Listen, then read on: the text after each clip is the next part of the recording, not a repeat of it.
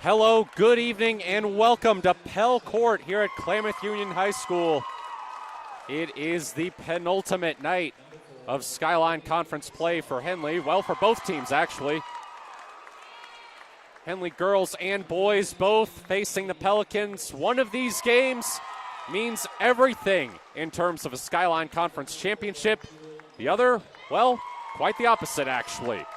Alongside Josh Eldredge, I'm Matt Bowling. It is great to be with you here tonight. Josh, plain and simple for the girls, if Henley wins, they are the Skyline Conference champions for the second year in a row. Yeah, and they've got to beat the other best team in the conference to do it. So these are the games that you play for. These are the games you want to play in as a player, and should be a fun night. Let's take a look at the starters as they're being introduced. For Henley, it was Kennedy Modine, Preston Shade, Lily Fassell, Annie Campos, and Jewel Northcutt. For Klamath Union, it's Kayshalee Thomas, Keely Hall, Aaron Garcia, Dianara Pena, and Dakota Neese. An all-senior starting lineup for the Pelicans. Yeah, they rely on their experience on this group, senior-led team, and hoping for a better performance tonight. The Pels are than their last game out against Henley. That was over at Henley High School. A couple of seniors had a not-so-hot shooting night. They came away with the loss. They're looking to perform better at home tonight. Yeah, Henley won that first matchup 57-36 at Henley back on January 30th. That is the most points Klamath Union has allowed all season, and it's tied for the fewest they've scored. Pelicans are allowing 32.4 points per game. Only 4 teams have scored more than 38. If Henley can do it again tonight, then that'll be 2 out of 5 games that they've been responsible for burning the Pelicans' defense. Let's take a look real quick before tip-off at the Skyline Conference standings. You see Henley on top, 6-0. Klamath Union, 5-1. Again, if Henley wins, they are the league champions. But if Klamath Union wins, the tiebreaker between the two will go down to whoever is the highest ranked, has the higher OSAA ranking. Henley currently number 2, Klamath Union number 4. A Pelicans win could put them over the top. Hornets come up empty on their first possession, but Dianara Pena is called for travel on the other side.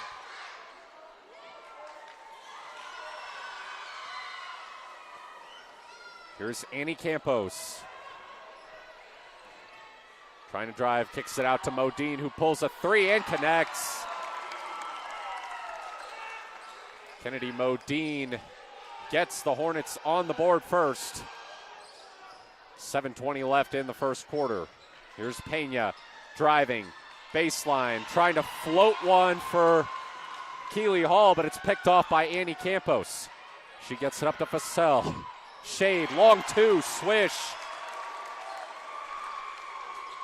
Great start for the Hornets. A minute gone in the first quarter. Pena sends one in. It's Hall. Hall back out to Garcia. Garcia airballs a 3. It's rebounded underneath by Hall, and she gets the reverse layup to go. Campos, deep 3, almost banked in. Rebound comes to Northcutt. She pulls up. That shot misses. Modine grabs it, lost it for a second. It came back to Annie Campos. She gets it to Shade, who sends it over to Lily Fassell. Her shot won't fall.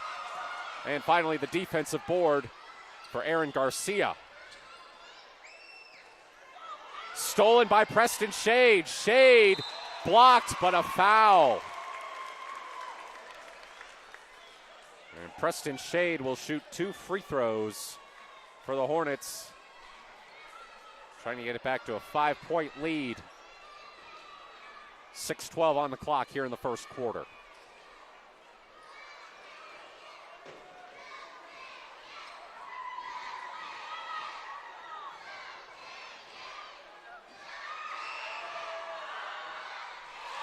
First one is good. Henley coming off a 51-41 win at 3A Cascade Christian on Saturday. Preston Shade had 2 points in that game, and she's got 2 points now with both free throws made. Pena. Late whistle and a foul called in transition.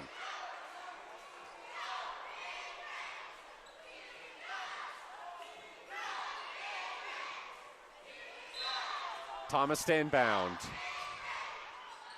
Throws it up to Hall. Hall trying to drive on Annie Campos. Her pass is tipped. It comes back to her. Lily Fussell got her hand in there. Hall with a bit of room to drive. Throws it up and in. Tough bucket for Keeley Hall. 5:45 to go in the first quarter. Modine with a lane. Swatted by Hall. Pena in transition. Kicks it to Hall. Hall pulls up. Bang! Tie game. 5.5 to go in the first quarter.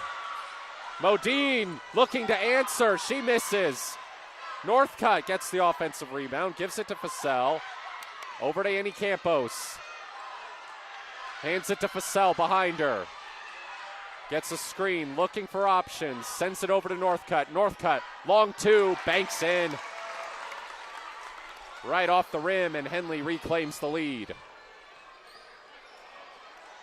Stolen by Annie Campos. And one.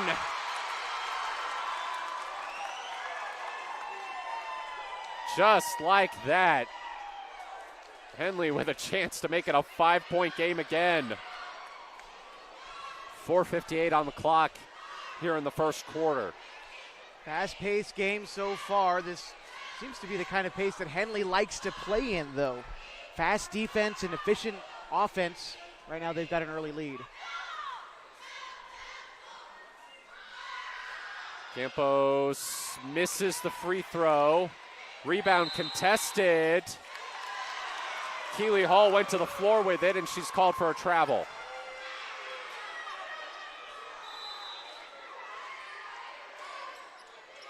Fussell inbound to Annie Campos. Fussell open underneath. Contested by Hall. Foul on the putback attempt.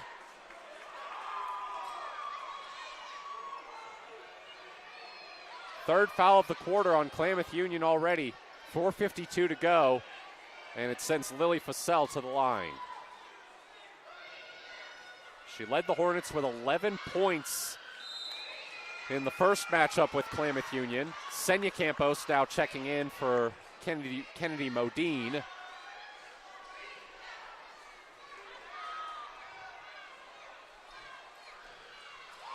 Fussell's second free throw drops. So it's a 5-point lead for the Hornets.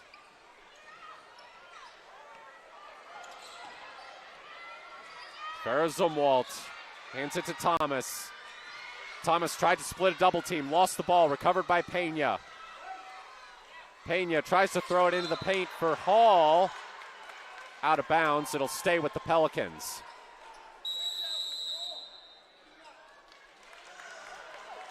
Going to be a timeout called by John Nahar with Klamath Union down 5. 4:35 left in the first quarter. Matt Bowl alongside Josh Eldredge. You're watching Henley basketball on mybasin.com. Sports was kind of what defined me as a person. I loved to play every sport I could possibly play. The Abbeys was really the family stomping ground for all of our community. Saturday afternoon soccer tournaments, we'd head over to Abbeys afterwards. And then when we got up into middle school, on our way home, we'd stop at Abbeys after basketball games. When I go home, I want to see two things when I drive through Winston. I want to see my Abbeys and I want to see my high school. And those are the two memories that stick out the most to me. 4:35 to go in the first quarter. Henley with a 12-7 lead over Klamath Union. Hornets can clinch the Skyline Conference title for the second year in a row here at Pell Court tonight. Henley's had some success at Pell Court. In fact, they're the last team to beat the Pelicans on this floor all the way back about over a year ago on January 31st of last year. Inbound to Hall. Guarded by Annie Campos. Fussell switches on to her. Bounces it down low to Harmon. Harmon puts it up and in.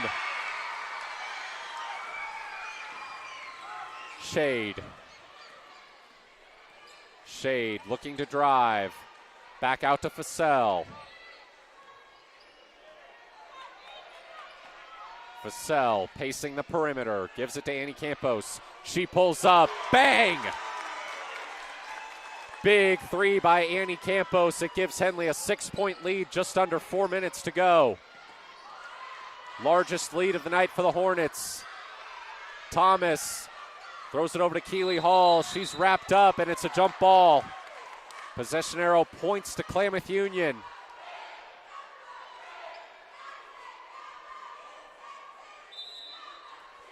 Thomas looking to inbound. Right underneath, Pena gets a friendly bounce. Shade the other way. Senya Campos. Fussell. Maya Mock. Back to Senya Campos. Guarded tightly by Harmon. Hands it to Fussell. Senya, 10 seconds on the shot clock. Throws it into Shade. Back out to Fussell. She pulls up. Comes up short on the three. Rebound underneath by Zumwalt. Here comes Keisha Thomas. Thomas lost it. Batted it back out to Zumwalt. Now over to Hall. Hall looking to drive. Kicks it out. Thomas misses the three. Recovered in the corner by Senya Campos. Somewhat dangerous pass up to midcourt for Lily Fussell. Mock. Annie Campos.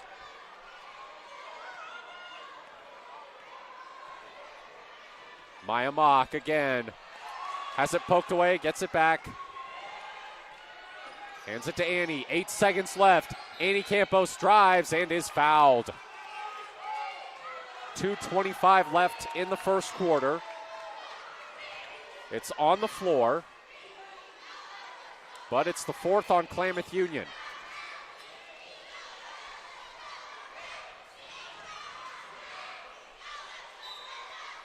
Fussell.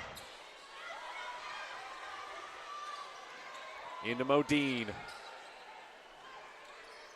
Bounces it off the shin of Keisha Thomas, and that's going to be called a kicked ball.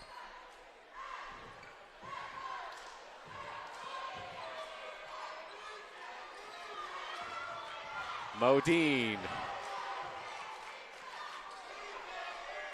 Annie Campos looking to drive. Muscling her way into the paint, draws a shooting foul. And that is Klamath Union's fifth of the quarter. So any fouls from here on out in the next 2 minutes and 8 seconds will be free throws for Henley. Annie Campos coming off a 16-point outing against Cascade Christian on Saturday. She makes the first free throw. Foul was on Erin Garcia. That's her second.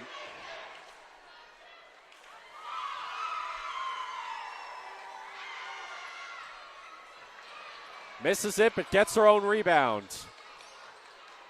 Down low to Fussell. Fussell, turnaround won't fall. Picked up by Campos. Campos tried to put back. That wouldn't go. Comes to Northcutt, and her pull-up is in. Second chance opportunities have been big for the Hornets all season, as Klamath Union can't convert on one on the other end.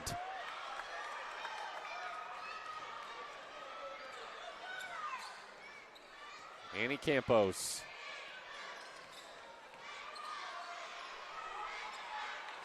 Northcutt. Mock. Open for three. Sends it long. Keisha Thomas. Pulls up. Misses. Rebound comes to Dakota Neese. Neese stripped by Fussell. Annie Campos calling the play. Guarded by Dakota Neese. Pushes it to Modine. In the corner, Fussell misses a three. Harmon grabs the rebound. Pena sends it up to Garcia. Thomas driving, baseline, layup is good. Pelicans back within 5, 40 seconds left in the first quarter. Modine.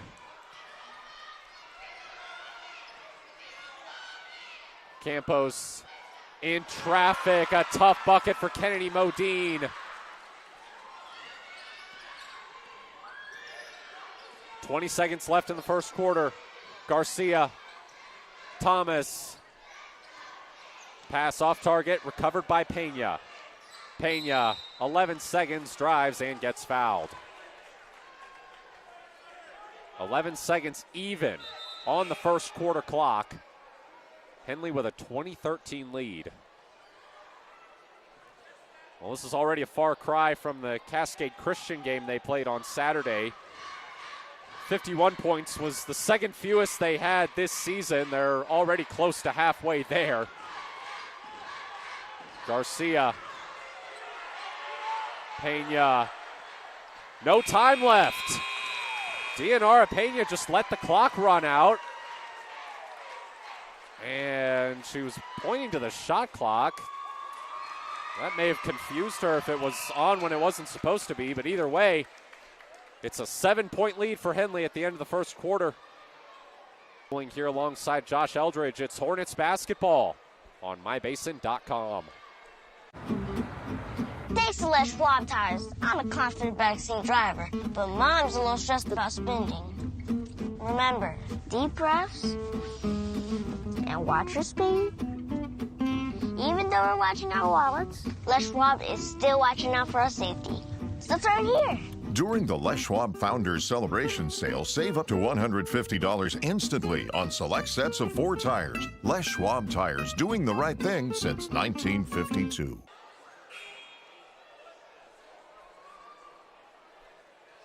Henley with a 7-point lead as we get ready to start the second quarter here at Pell Court.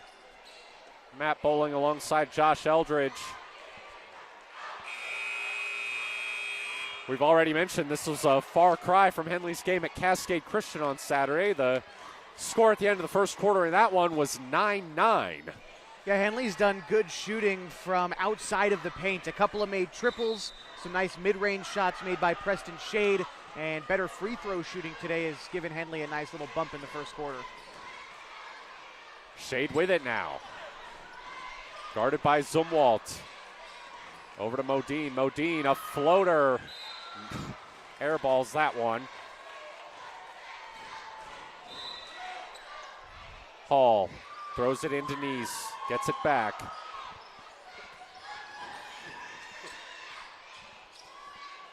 Hall.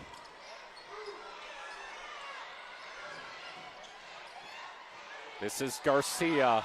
Over to Thomas. Thomas lost it. Campos almost gave it back. It was picked up by Shade. Shade runs away with it now. Facel.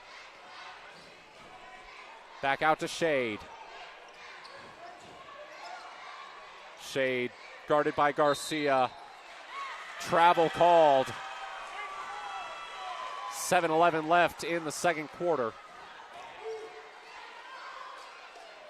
Klamath Union trying to cut into this lead. This is Nice. Thomas. Guarded by Northcutt, throws it to Hall. The feed and one, Keisha Lee Thomas.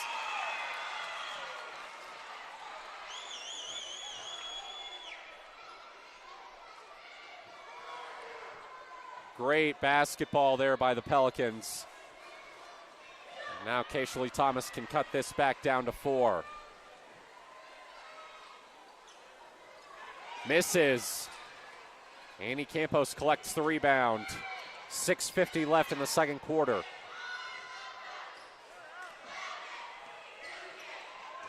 Campos. Back out to Shade. Annie Campos. Tried to float it to Northcutt. It was tipped into the hands of Hall.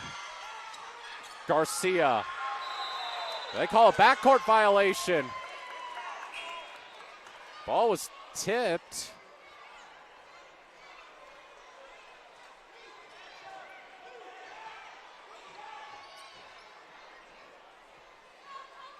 I guess they say that Garcia lost control of it across the line. So it goes back to the Hornets. Annie Campos almost lost it. Drives, kicks to Senya. She misses a three. Rebound tipped up, out of bounds. Last touched by Henley. Hall throws to Thomas. Gets it back. Hall trying to go all the way with it and does. 6 minutes left in the first half. Klamath Union back within 3. Annie Campos to Lily Fassell. Fassell finds room. Fouled on the shot.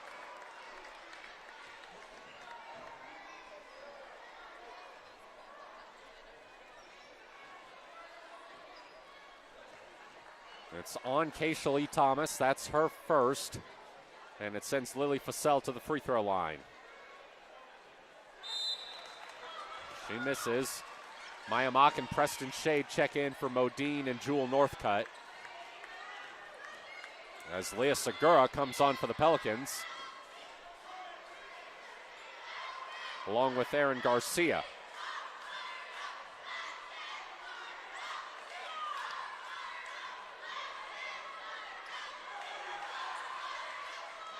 Oh for 2 from the free throw line. Hall grabs the board, shoves it up to Segura. Not a great pass, and it's out of bounds. Back to Henley.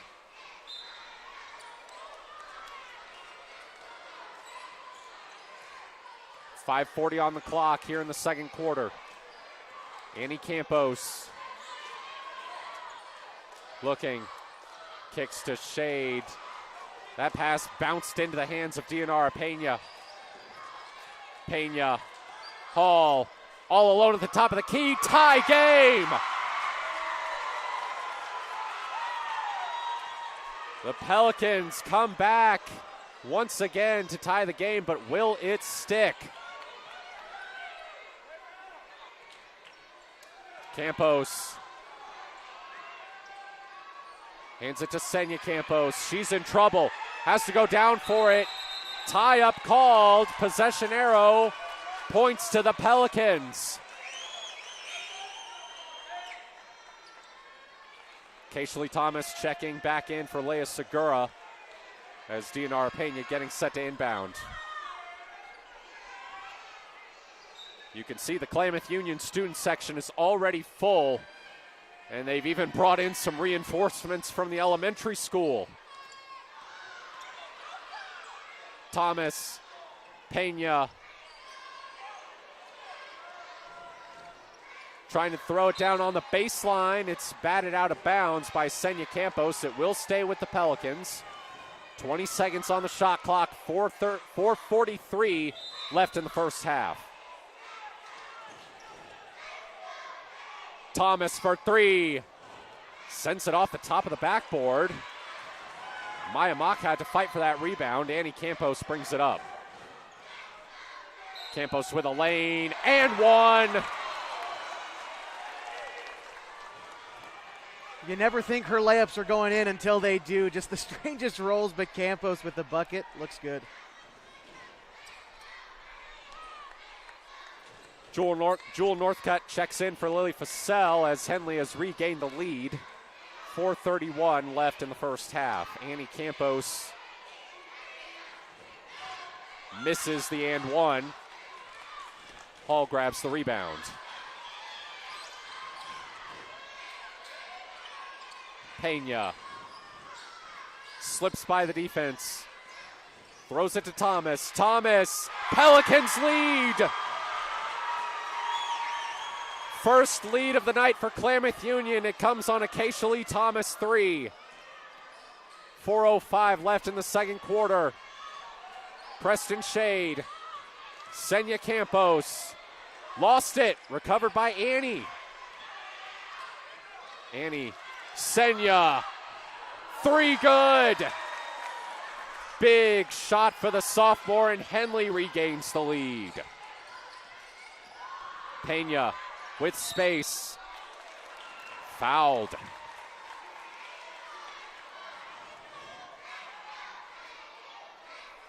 It's on Annie Campos. That's her first. Maya Mock and Senya Campos checking out. Inbound to Hall.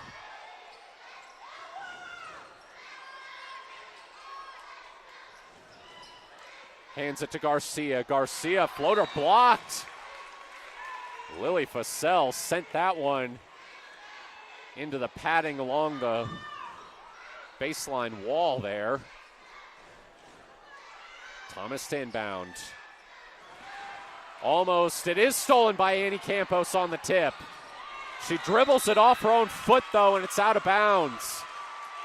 Unlucky for the Hornets. 3:24 to go in the first half. Dianara Pena.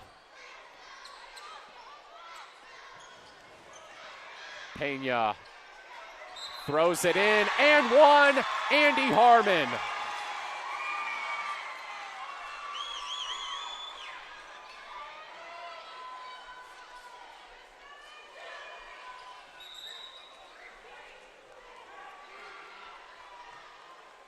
Substitutions for Klamath Union. Thomas and Hall are out. Neese and Zumwalt are in. As Andy Harmon puts the Pelicans back on top. Shade. Modine. Hands it to Annie Campos. Campos underneath. Sends it off the front of the rim. Putback won't go for Fussell. Loose ball out of bounds. It'll stay with the Hornets.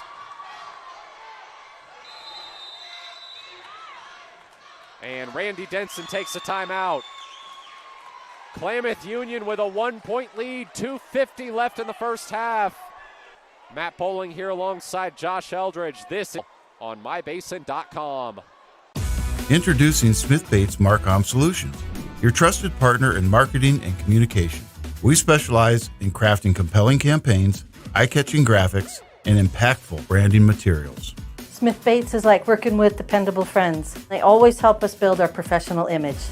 Through the innovative strategies that the team at Smith Bates suggested, we've been able to give the brand at Calor the boost that it desperately needed. Unlock your potential with Smith Bates Marcom Solutions. Well, this has certainly been a game fitting of a de facto league title game so far. Fussell sends the inbound out of bounds. Ball was tipped, though. It'll stay with the Hornets.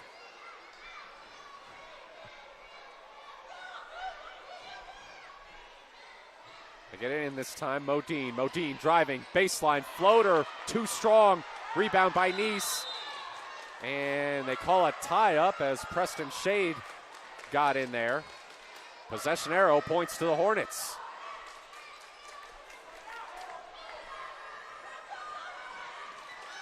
Up top, Annie Campos. North cut. Modine for three. Won't go. Tipped out of bounds. Henley ball. Klamath Union does not care for that one.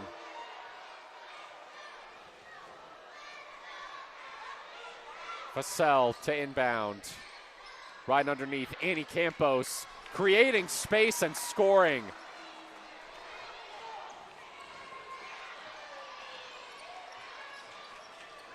On the other side, Pena's pass intercepted by Fussell. Campos. Campos drives, swatted. Stays in bounds. Garcia with the big block there. Garcia fouled in transition. That's the fourth on Henley this quarter. Second on Preston Shade. Senya Campos will check in for her. 2:05 to go until halftime.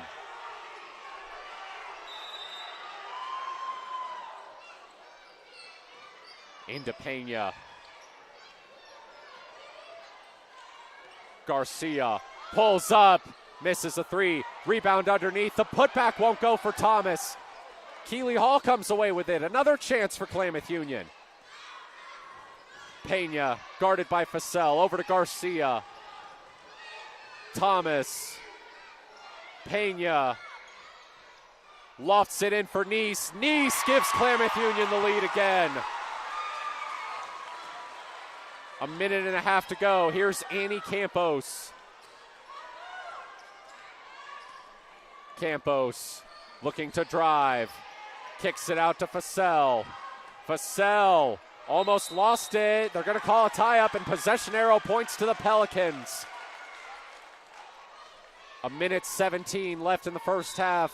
Klamath Union with a 1-point lead. DNR Pena having to stop to tuck her jersey in before the inbound. She hands it to Garcia. Garcia drives. Pass too hot for Neese, but recovered by Hall. She gives it to Pena. 1 minute remaining. Dianara Pena trying to drive on Fasel. Pass intercepted by Modine. Modine skips it over to Fasel. Campos at the top of the key. Campos, mid-range, won't go. Rebound falls to Thomas. 40 seconds. Thomas pulls up, bricks the three. Senya Campos pulls it in, 30 seconds, shot clock off. Annie Campos, bang! Henley on top again, 30-28. 15 seconds to go. Thomas to answer, can't do it. Fasel pulls in the rebound, 9 seconds to go. Back to Annie Campos.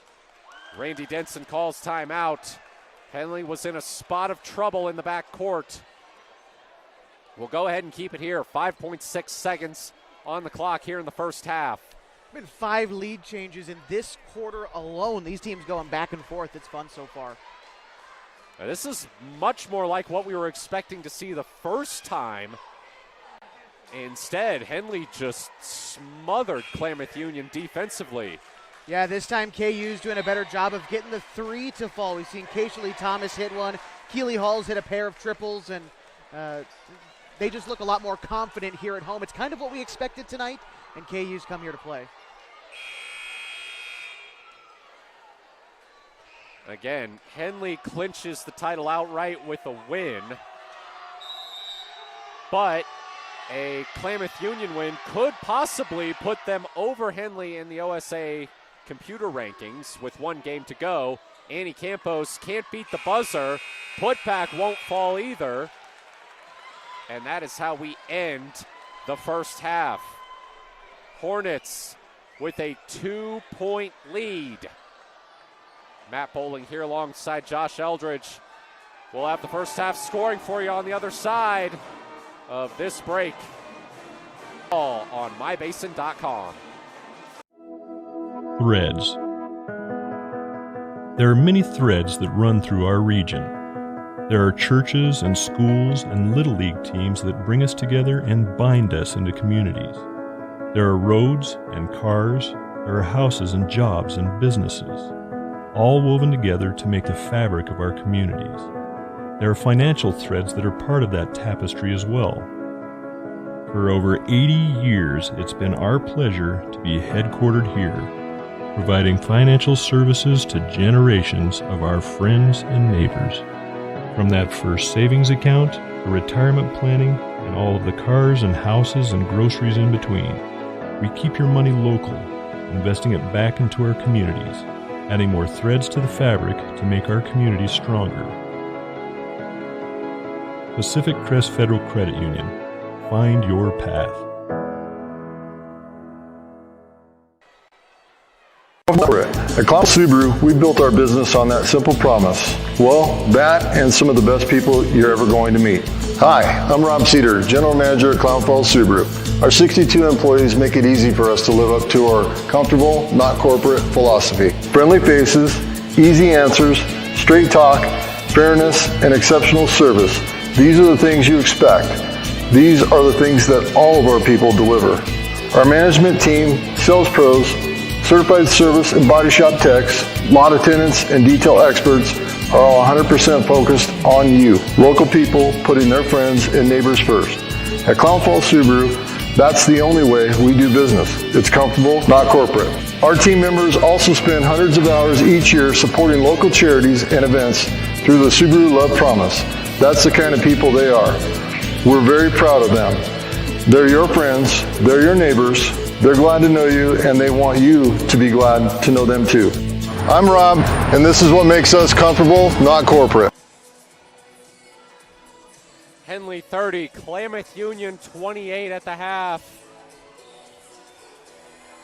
Hornets girls looking to clinch back-to-back Skyline Conference championships. But a loss could put that in serious jeopardy. I want to throw this up here before we get to the first half scoring to kind of further illustrate what I was getting at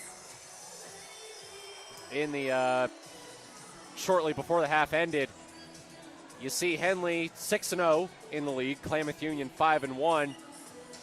The only tiebreaker that would apply to both of these teams, because they've both beaten everybody else in the conference, so that takes out the descending order tiebreaker. It would go to the OSAA ranking to determine the league champion. You see there Henley at number 2, Klamath Union at number 6.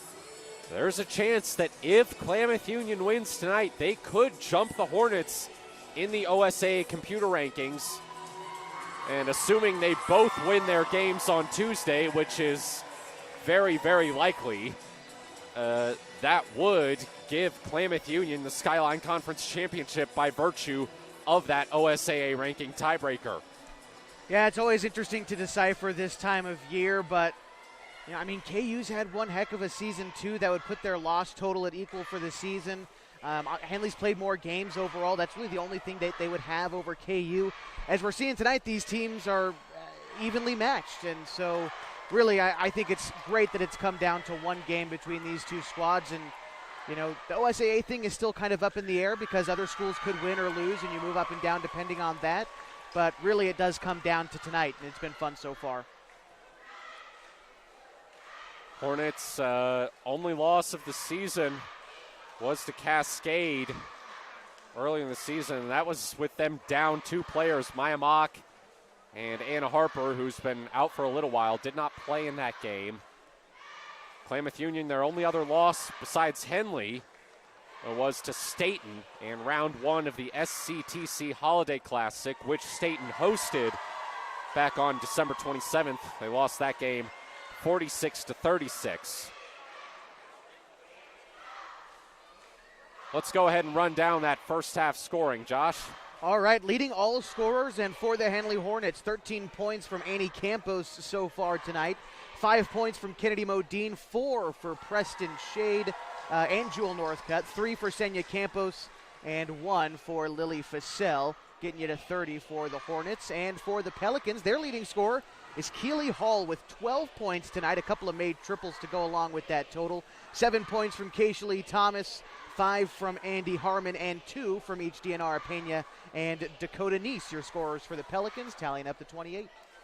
DNR Pena, one of the top scorers for Klamath Union this season, was held to 4 points in the first Henley game. She has, however, been able to do a much better job facilitating the ball tonight. It seems she's doing a lot better just navigating the pressure. Passes have been a little bit more on target. It's led to some buckets for her teammates. And you mentioned those scoring totals for Keisha Thomas and Keely Hall. Thomas had 11 points total in the first Henley game. Keely Hall had 13 total. You see them on pace to almost double that. Yeah, they've played good basketball, and it's interesting that the Hornets haven't pressed as much tonight as we've seen them press earlier in the season, even in the last game against KU. It's really what kind of gave trouble to Pena last time these two squads met. They've kind of relinquished that a little bit. They've given the Pelicans more room to operate, and so far Klamath Union has punished that with some good shooting. Just over 5.5 minutes to go on the halftime clock. I want to talk about the upcoming boys game a little bit. We mentioned at the top of the broadcast that one of these games meant everything in terms of deciding the Skyline Conference Championship.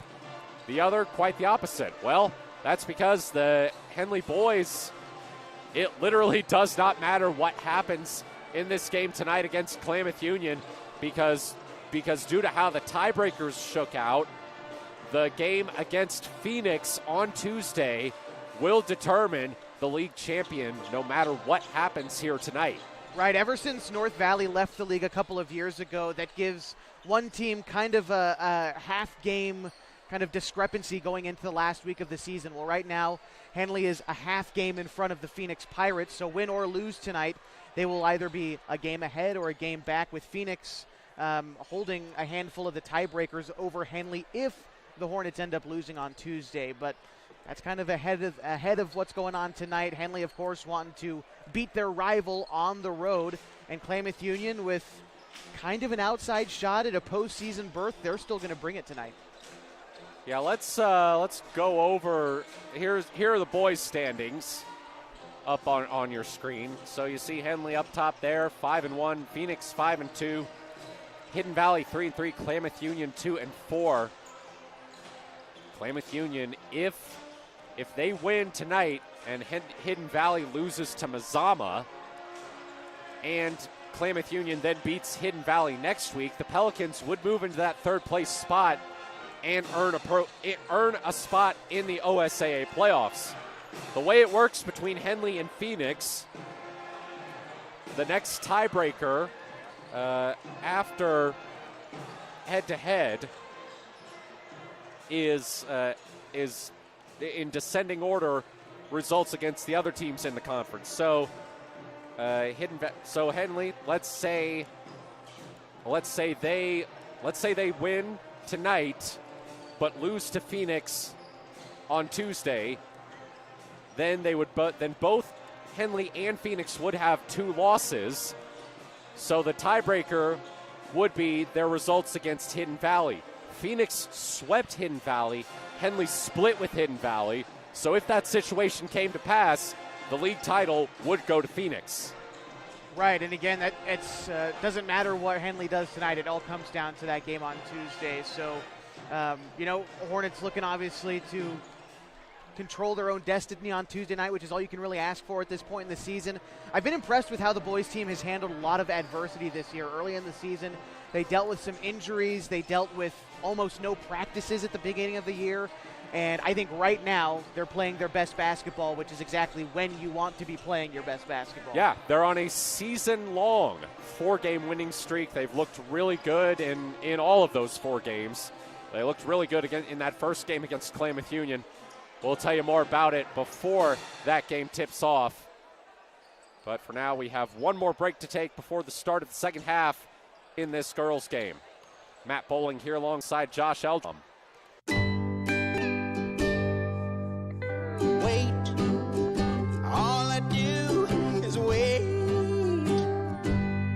So lonely, I just sigh and moan. Seems like I've been waiting forever, wondering if you're coming home. I just saw your face, I know you're coming home. I swear there is no place home. And then I heard your voice. I know you're coming home. I know you're coming home. This is where unconditional love and immeasurable happiness reside. This is home. Coltwell Banker, where home begins. Thanks, Les Schwab tires. I'm a confident backseat driver, but Mom's a little stressed about spending. Remember, deep breaths and watch your speed. Even though we're watching our wallets, Les Schwab is still watching out for our safety. It's the third year. During the Les Schwab Founders Celebration Sale, save up to $150 instantly on select sets of 4 tires. Les Schwab tires, doing the right thing since 1952.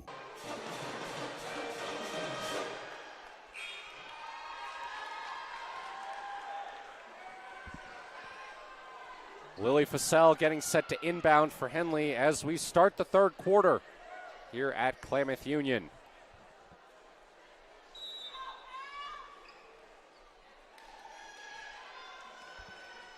Annie Campos drives, too strong, rebound Northcutt, she's blocked, but a foul called. I think Erin Garcia is who they'll get there. And that's her, no, they say it was Keisha Lee Thomas, that's her second, and it sends Jewel Northcutt to the line.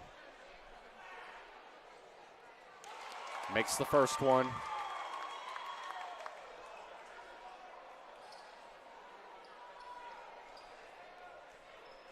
Well, no, now they change it to Garcia, so that's her third.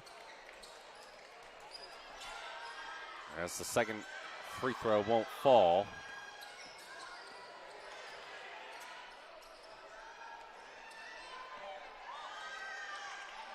Garcia, Zumwalt. Zumwalt throwing it down low. Lay-in won't fall. Rebound contested, pulled in by Annie Campos. Campos in trouble.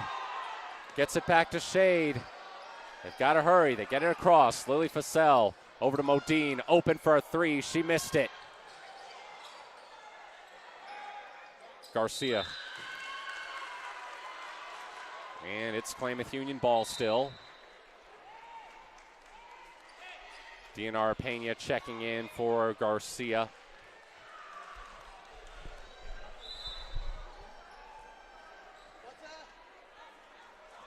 Thomas. Pass lost. Shade takes it away. Shade.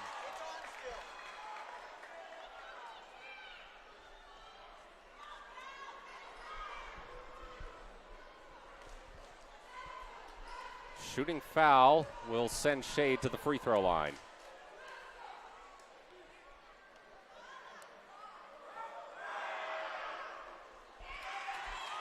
She misses the first one.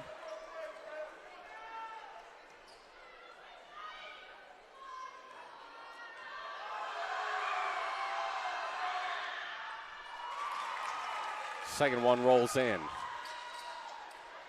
4-point lead for Henley, 6:56 to go in the third quarter. Pena's inbound stolen. Campos converts.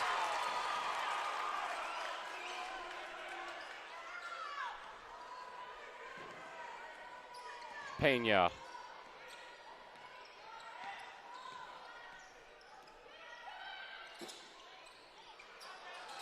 Three for Thomas. That's good. Keisha Lee Thomas cuts the Hornets' lead in half. Campos to answer. Can't do it. Pena. Pena fouled on the drive.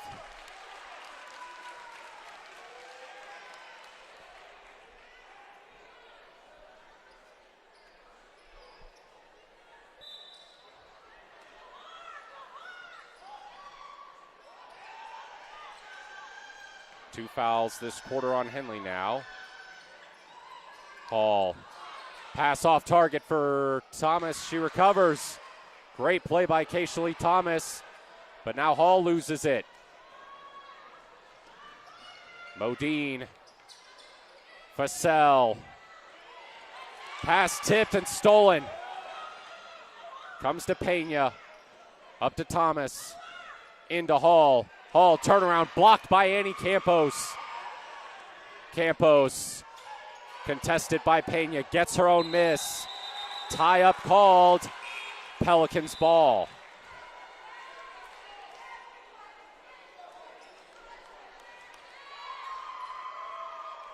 Garcia and Nice check in for Klamath Union. And Senya Campos does likewise for Henley.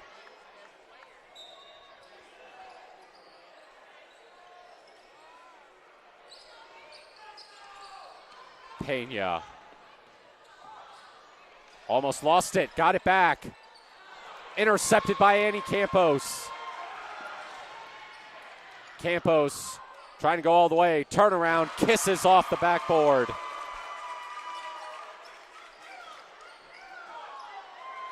Nice in some trouble, gets out of it. Whistle, timeout, Pelicans. 5:05 to go in the third quarter. Henley with a 5-point lead. Bowling here alongside Josh Eldredge. It's henleymason.com.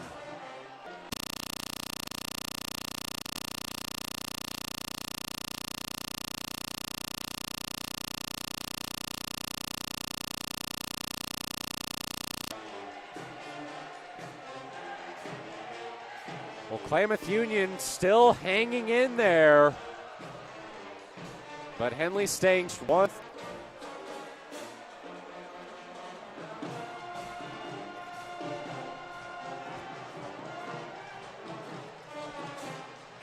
Klamath Union still hanging in there, but Henley staying just one step ahead.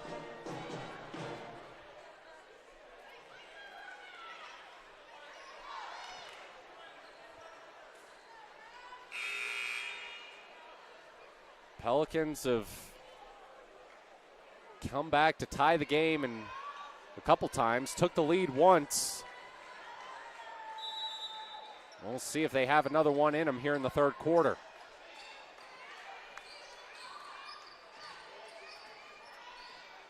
Pena. Lost the dribble, got it back. Throws it to Thomas. Thomas tried to pass it into Hall. Ball comes loose. Dakota Nice is in there, but it's a tie-up, and the possession arrow points to Henley.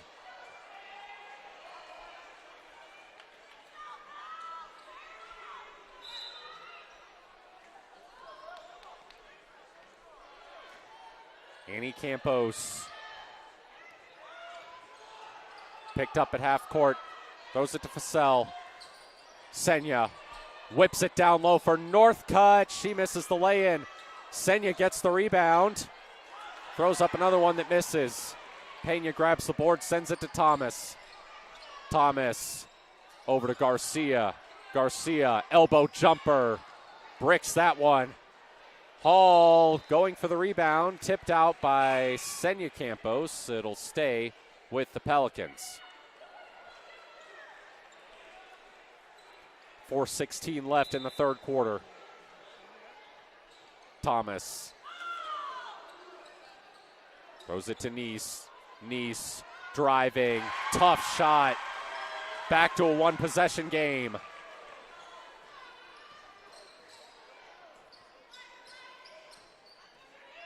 Annie Campos over to Lily Fasel. Halfway through the third quarter. Down low, Northcutt, turnaround, won't fall. Garcia pulls in the rebound.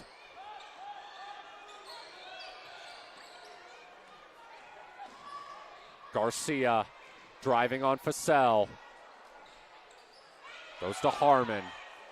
At the top of the key, Pena. Pena finds a lane. Pena and one! Dianara Pena. Well, if the Pelicans can get her going, that just makes things even more dangerous. Had a relatively quiet night scoring-wise, but you see what she's capable of on that drive. She makes the free throw, and we're tied at 36. 3:35 left in the third quarter. Campos trying to answer on the other end. Turnaround shot misses. Pena the rebound. Outlet pass to Thomas. Thomas mishandled it. Able to throw it back up to Dakota Neese. It comes to Pena. Pena hands it to Garcia. Garcia's pass tipped. Lily Fussell with an open layup on the other end, and she blows it. Thomas pulls up off the back of the rim. Modine pulls in the rebound. Still tied at 36, 2:50 to go in the third quarter. Campos misses the three. Fussell the rebound. The putback won't fall. Bailey Ladner gets it underneath, sends it back out to Fussell. Fussell had it knocked out of her hands but got it back. Throws it to Campos. She has it stolen for a moment. Modine, a deep three. That one rolls in. What a great bounce for Kennedy Modine, and the Hornets are back on top. Thomas answers. Timeout, Klamath Union. What a sequence of events here in the third quarter. 2:16 to go. We are tied at 39. Matt Bowling here alongside Josh Eldredge. This is Henley basketball on mybasin.com. Sports was kind of defined me as a person. I loved to play every sport I could possibly play. The Abbeys was really the family stomping ground for all of our community. Saturday afternoon soccer tournaments, we'd head over to Abbeys afterwards. And then when we got up into middle school, on our way home, we'd stop at Abbeys after basketball games. When I go home, I want to see two things when I drive through Winston. I want to see my Abbeys, and I want to see my high school. And those are the two memories that stick out the most to me. Well, Klamath Union student section doing a little "Who's Your Mommy" chant after Kayshalee Thomas bombed that three. She deserves that kind of recognition, I think. She's got 13 points so far, 2:10 to go in the third quarter. Annie Campos looking to give Henley the lead back. Modine, she's hit a few big shots for Henley. Fussell. Annie Campos, 15 seconds on the shot clock. Campos, pass tipped off the hand, but it finds its way to Ladner, who's fouled. That's the third foul of the quarter on Klamath Union. And it's on Dianara Pena. That's her third. Student section's going at it a bit as Annie Campos drains a three. We should mention that both student sections are pretty much full for this girls' game, as they should be. Thomas pulls up. Won't go. Harmon is fouled going for the rebound. Evens the count at 3. 1:32 left in the third quarter. Henley up by 3. Second foul on Annie Campos. Pena inbound. Floats it in for Hall. She's fouled on the shot. It's on Fussell. That's her third.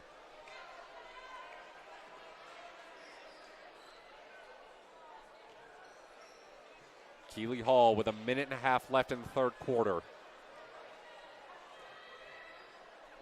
Looking to whittle this Henley lead back down. Yeah, she's had a good night, too. 12 points so far, a made triple for her. This is her first trip to the line in the evening. She makes the first free throw. And we should mention that the Pelicans have already surpassed their point total from the first game. They scored 36 at Henley. Hall's second free throw rims out, rebounded by Ladner. In trouble, gets it to Annie Campos. Campos with a lane floater, oh man. Annie Campos. She is just a walking highlight reel. Pena fouled on the drive.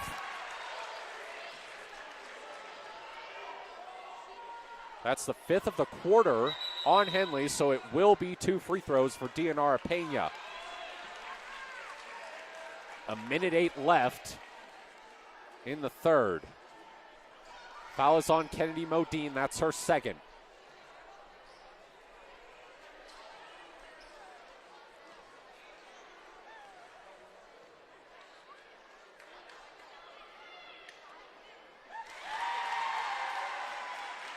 Pena makes the first free throw.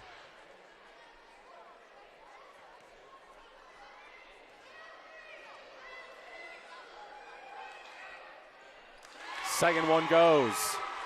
2-point game, 1:06 to go in the third quarter. Annie Campos. That one won't go.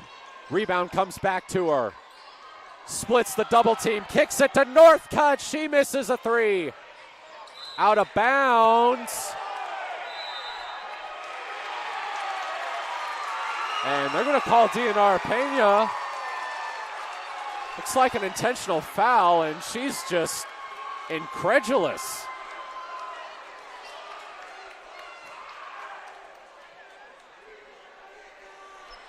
That's a big call to make at this point in the game. 52.4 seconds on the clock. I believe that'll be 2 free throws on the ball for Henley.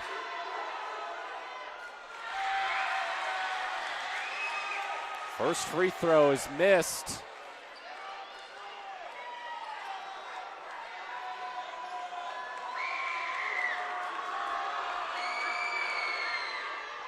Senya Campos gets the second to rattle in. So it's back to a 3-point game.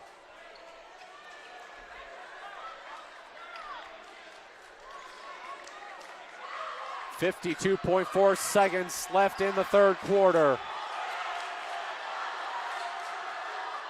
Into Annie Campos. Bailey Ladner, Senya Campos looking to drive. Throws it down low for Annie. She scores. 35 to go in the third quarter. Garcia racing the other way. Garcia intercepted. Annie Campos. She gives it right back to Zumwalt, who travels.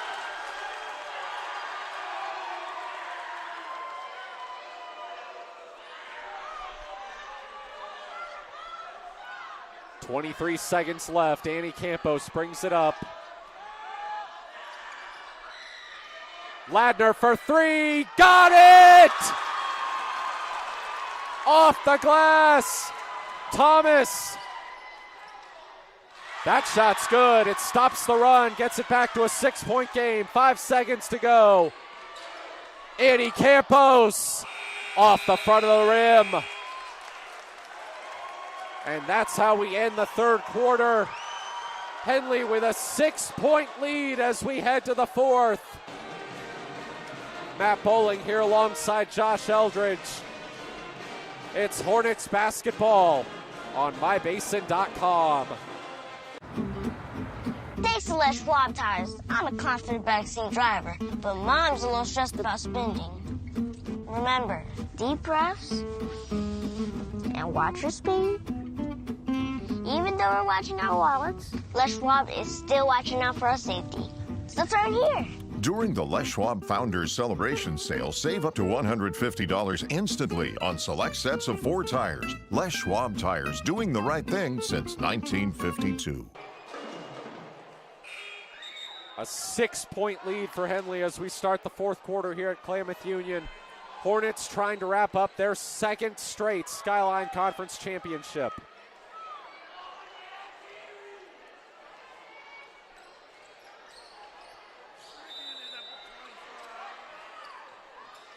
Hall looking to inbound, gets it to Zumwalt. Zumwalt lost it, recovered by Thomas. Thomas airballs a three. Senya Campos pulls it in, outlet pass to Shade. Shade misses the layup. Foul called on the floor.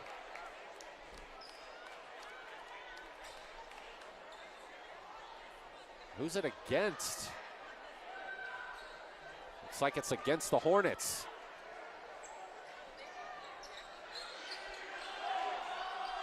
Into Zumwalt. Now Nice. Referees having to stop to adjust the shot clock.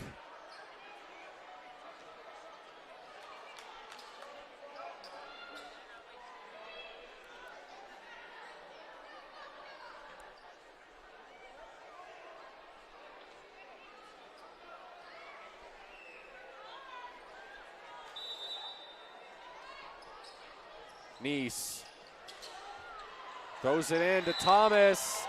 It's out of bounds off her, and it's Henley ball.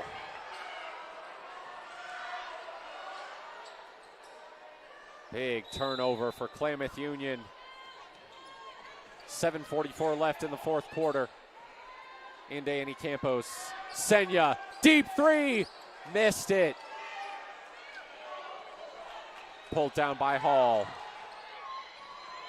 Long pass to Nice, who can't finish. Shade. Senya Campos traveled.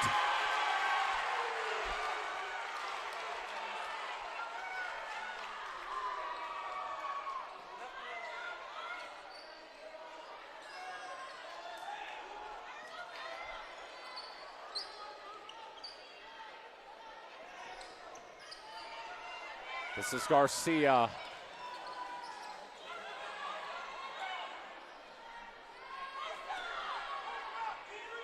Garcia throws it to Hall. Hall fouled on the shot.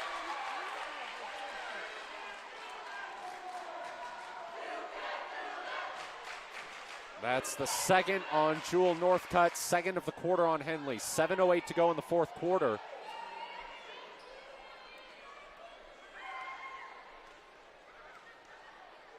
Keeley Hall misses the first free throw.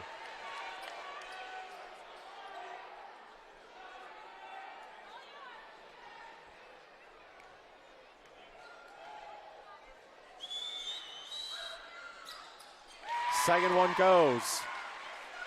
5-point game. Annie Campos brings it up court.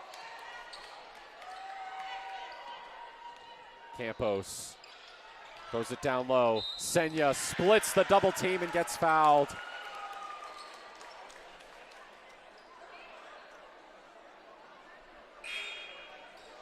It's on Keeley Hall. That's her second.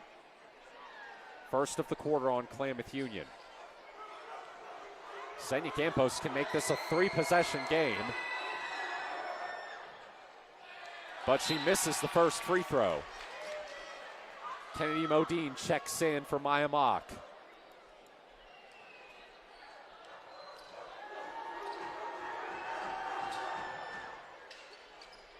Oh for 2, but Annie Campos gets the rebound.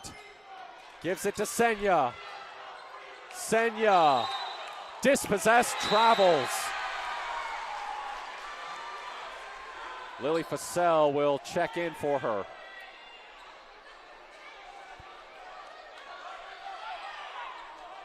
Nice to inbound, looking for help. Keeley Hall reels it in. Hall, stolen, Annie Campos, looking for help, goes down, they call it for a travel.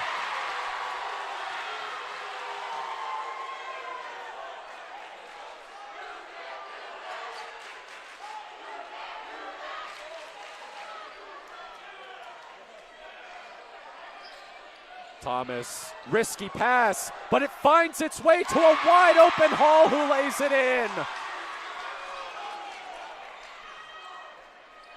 3-point game, just under 6.5 minutes left.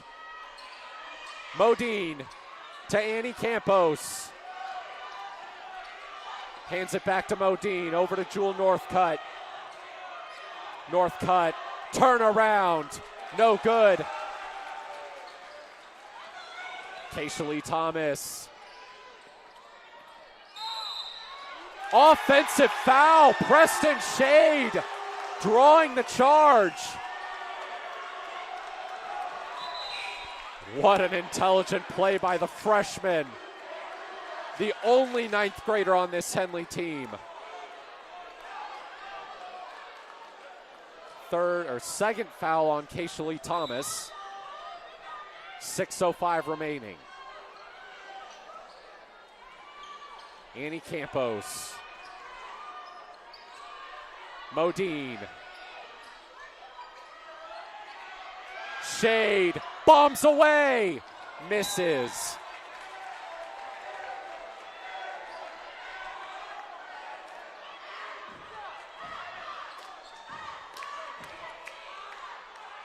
Pena to inbound.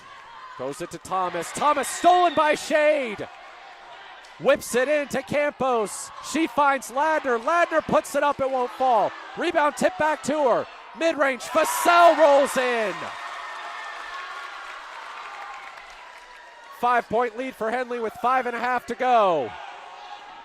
Pena pulls a three. Misses off the back rim. Keisha Lee Thomas was wide open, but a foul on the rebound. It's going to be free throws for Keeley Hall as Kennedy Modine picks up her third foul.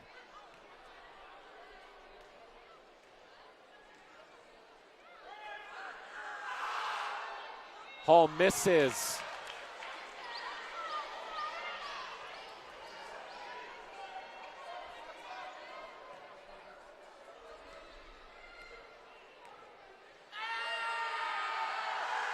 Hall, second free throw, goes in. It's a 4-point game.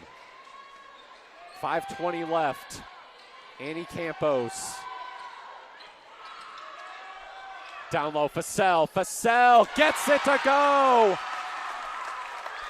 Hornets up 6. Thomas guarded by Shade. Thomas loses it. Throws it in. Harmon. Hall lost it. Intended for Harmon. Out of bounds. Klamath Union ball.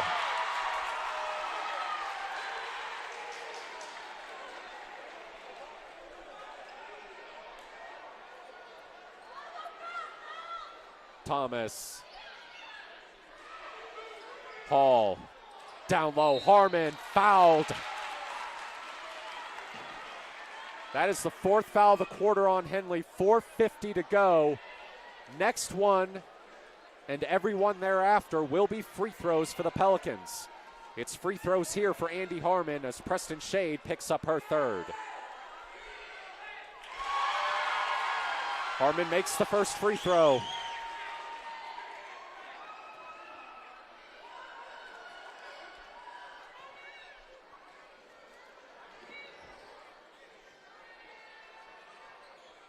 Second one won't fall. Lily Fasell pulls in the rebound.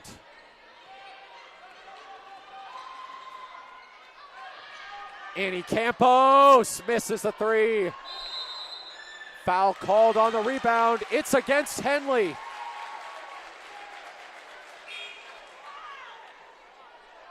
It's on Annie Campos. That's her third.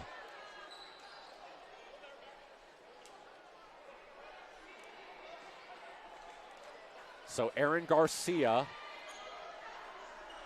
can get it back to a 3-point game. 4:40 on the clock here in the fourth quarter.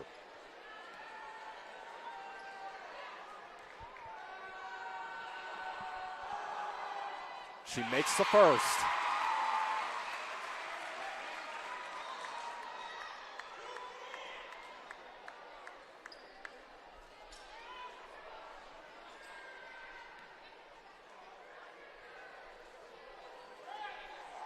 Garcia misses the second free throw. Fasell in the backcourt. Shade. 4.5 minutes to go. Preston Shade hands it to Lily Fasell. Shade. North cut. Tight defense, but they call a foul on Keeley Hall. And the Pelicans don't like that at all. Free throws for Jewel Northcutt. third foul on Keeley Hall and the third of the quarter on Klamath Union.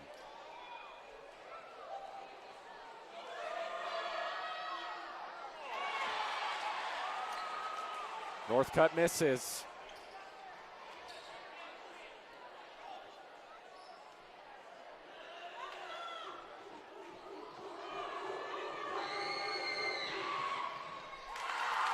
She makes the second. Pena looking to inbound. Pass tipped, stolen, Shade misses the floater. Campos grabs it, misses. Pena runs away with it. Pena, layup is in. 3-point game, 4:05 to go. Shade, guarded by Hall. Hands it to Modine. Modine, tie up. Henley ball.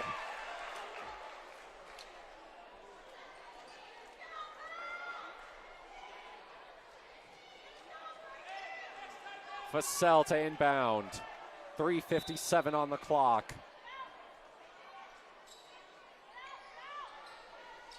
Throws it in. Northcutt fouled. 2 more free throws coming for Jewel Northcutt.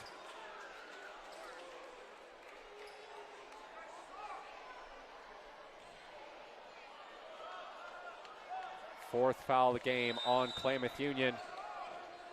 Or of the quarter, excuse me. Fourth of the game on Keeley Hall.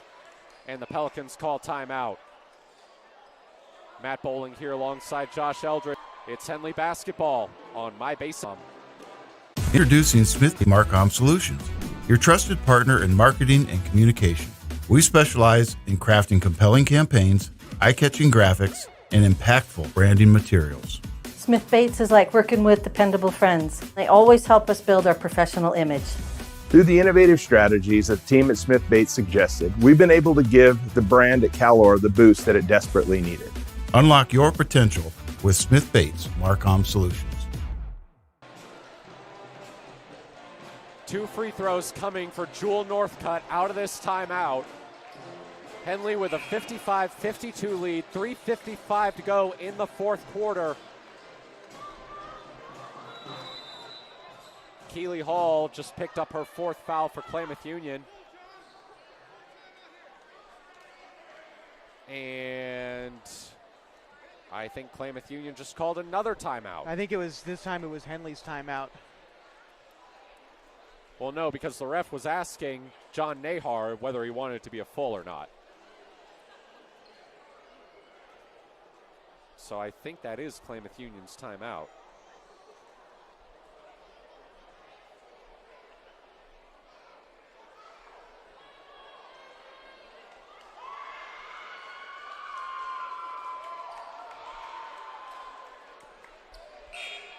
Jewel Northcutt.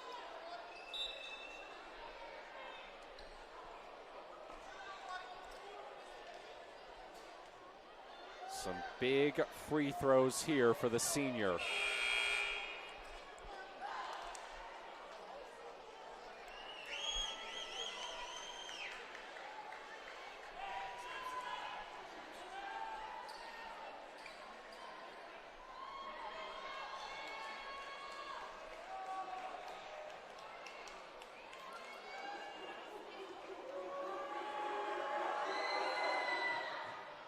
She misses the first one.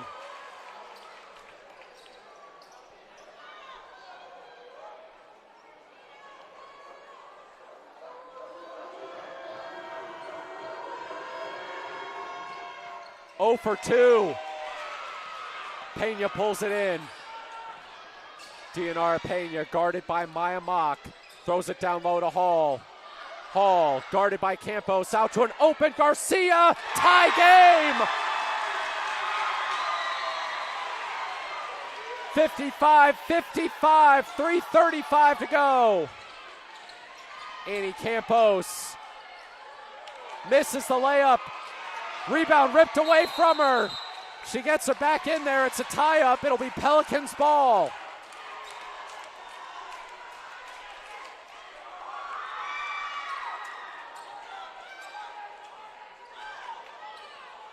Pena. Garcia with room. Dishes to Harmon. Klamath Union leads. 3:15 to go. Campos down low to Fussell. Fussell back out over to Northcutt. Northcutt lost it, found its way to Mock. Mock pulls up, misses badly. Pena grabs the rebound. Aaron Garcia to Pena.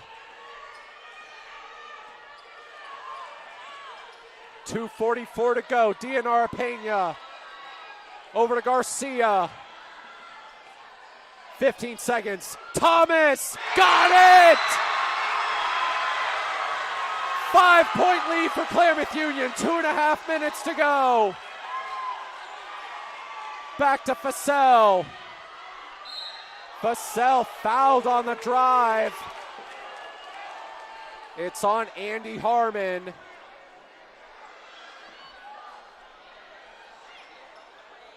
And how many is that for her?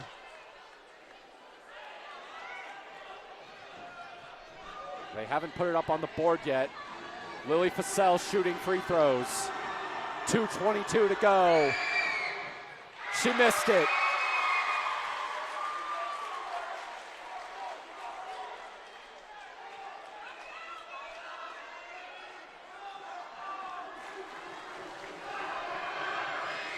Fussell misses the second free throw. Hall the rebound. Pena lost the ball. Lily Fussell takes it away. Fussell scores. 3-point game. 2:05 to go. Pena in trouble on the inbound. Able to get it out to Thomas. Thomas. Pena pulls up. Won't go. Put back won't fall. Fussell grabs it. 1:45. Henley down by 3. Senya Campos thought about tying it. Instead drives. Misses the layup. Hall pulls it in. Hall. Garcia. Baseline. Kicks to Harmon. She pulls it down. Thomas. Hall. Lost it on the drive. Out of bounds. Klamath Union ball, 1:20 to go, 16 seconds on the shot clock.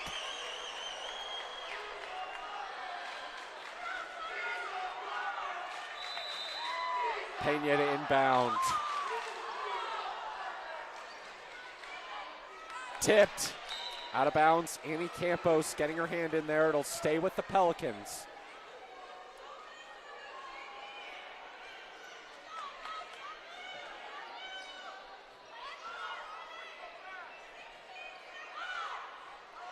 Pena. Garcia over to Thomas. Thomas tried to float it in for Hall. It was taken away by Senya Campos. Campos almost lost it. Pushes it to Modine. Modine lays it in. 1:04 to go. 1-point game. Pena. 55 seconds. Dianara Pena. Guarded by Modine. Garcia. Down into the corner. Back up top to Pena. 15 seconds on the shot clock. Stolen by Senya Campos. Goes to Annie. Annie gives Henley the lead. 28 seconds to go. Pena ahead. Thomas. Misses, put back, won't go. Another chance and a foul. 17.8 seconds on the clock. Massive free throws for Keeley Hall.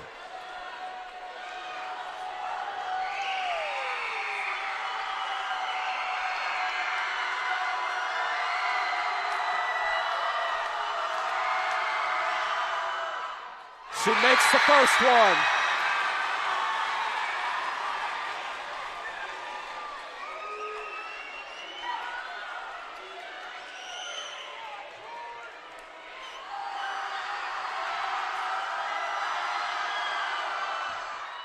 Makes the second. Timeout called by Randy Denson. 14.4 seconds on the clock. Klamath Union with a 1-point lead.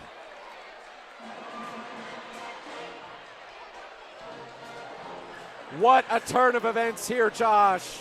I mean, these teams were battling for it down low on that final possession. Finally, KU comes away with that foul. A couple of clutch free throws. This game is everything we hoped it would be. 9 lead changes so far, and it's coming down to the last possession.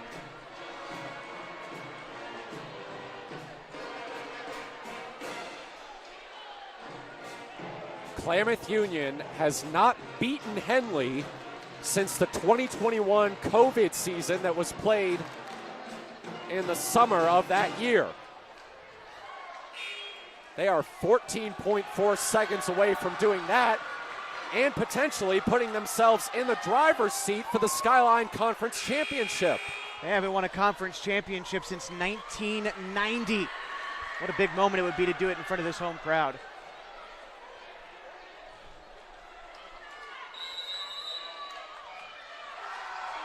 Shade into Annie Campos. 10 seconds left. Annie Campos got it! 5.5 seconds to go. Henley takes the lead. Campos is so versatile. She gets in the driver's seat when her team needs her most. A huge bucket. It just had to be her. She has been the engine of this Henley team, especially in the absence of Anna Harper. To my tally so far, she's got 28 points on the night. She has been incredible in a clutch performance. They've added time to the clock. 7 seconds left. Both teams in the bonus.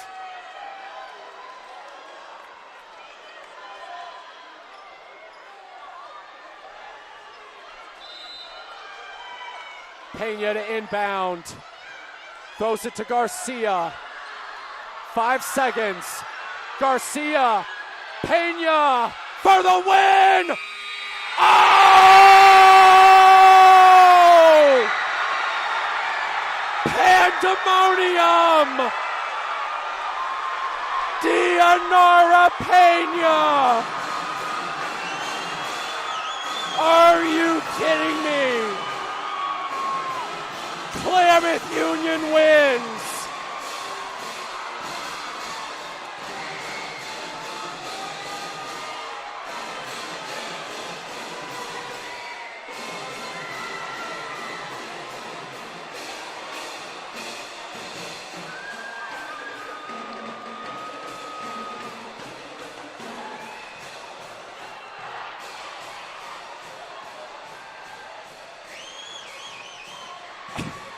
I wish we had a replay for you, Josh. I mean, how many bounces did that ball take? Yeah, that reminded me of a Kawhi Leonard shot. Yes, my thoughts exactly. Yeah, that was a great finish. You knew it was going to be Pena taking the last shot. Flashbacks to when she did that her freshman season as well. I mean, she is so clutch, and in a game where she had 2 points in the first half, that I think that gives her 12 for the game. An incredible performance and a win for KU. Wow. Wow, wow. And they sprint to midcourt to celebrate with the student section. They've already rushed the court once. Why not do it again? It's the first time Klamath Union has beaten Henley since the 2021 COVID season. And depending on what happens with the computer rankings, they may have just put themselves in the driver's seat for their first Skyline Conference championship since 1990. It's been quite the rebuild for this team, and to cap it off, or at least, I mean, they still got one more game to go in the season, but I mean, like we've been saying, for all intents and purposes, this is a conference championship game. What a night for KU. A sensational finish to a sensational game. We're going to take a break and get ready for the boys' game.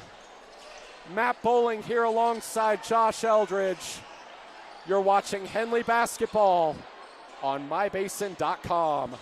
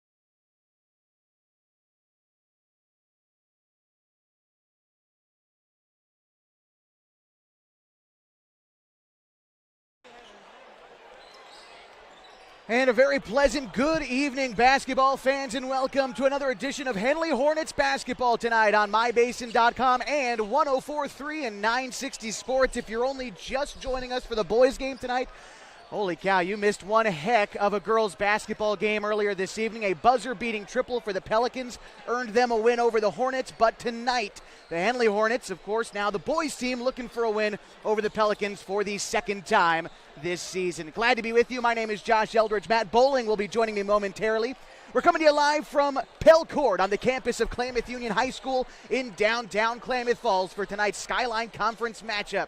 For the boys, Henley, this game doesn't mean all that much in terms of the standings and the playoff picture for the Hornets, but always in a rivalry game, you want to come out victorious. Meantime, for the Pelicans, tonight, they battle for third place potentially, barring a Hidden Valley loss. There's a lot to break down in the conference standings. There's a lot to look forward to in tonight's game, and we'll get to all of it as we continue your pregame coverage from Klamath Union High School. The Hornets and the Pelicans are next on MyBasin.com and 104.3 and 960 Sports. Comfortable and not corporate. At Klamath Subaru, we built our business on that simple promise. Well, that and some of the best people you're ever going to meet. Hi, I'm Rob Cedar, General Manager at Klamath Subaru. Our 62 employees make it easy for us to live up to our comfortable, not corporate philosophy. Friendly faces, easy answers, straight talk, fairness, and exceptional service. These are the things you expect. These are the things that all of our people deliver. Our management team, sales pros, certified service and body shop techs, lot attendants, and detail experts are all 100% focused on you. Local people putting their friends and neighbors first. At Klamath Subaru, that's the only way we do business. It's comfortable, not corporate. Our team members also spend hundreds of hours each year supporting local charities and events through the Subaru Love Promise. That's the kind of people they are. We're very proud of them. They're your friends, they're your neighbors, they're glad to know you, and they want you to be glad to know them too. I'm Rob, and this is what makes us comfortable, not corporate.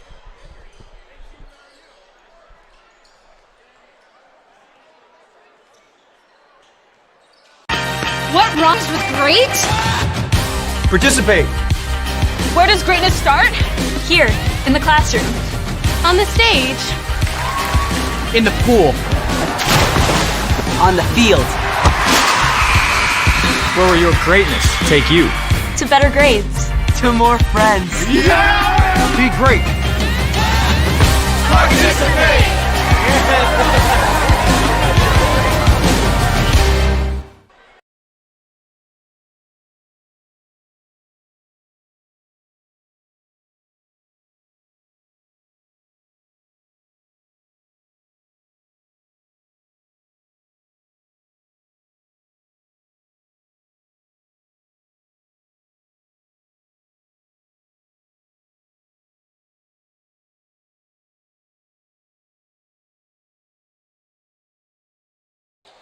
Back with you from Pell Court on MyBasin.com and 104.3 and 960 Sports. Getting ready for a Skyline Conference matchup between the Henley Hornets and the Klamath Union Pelicans as we take just a quick look now at the Skyline Conference standings, and we'll try to give you an idea of what the tiebreakers look like as well for these fellas.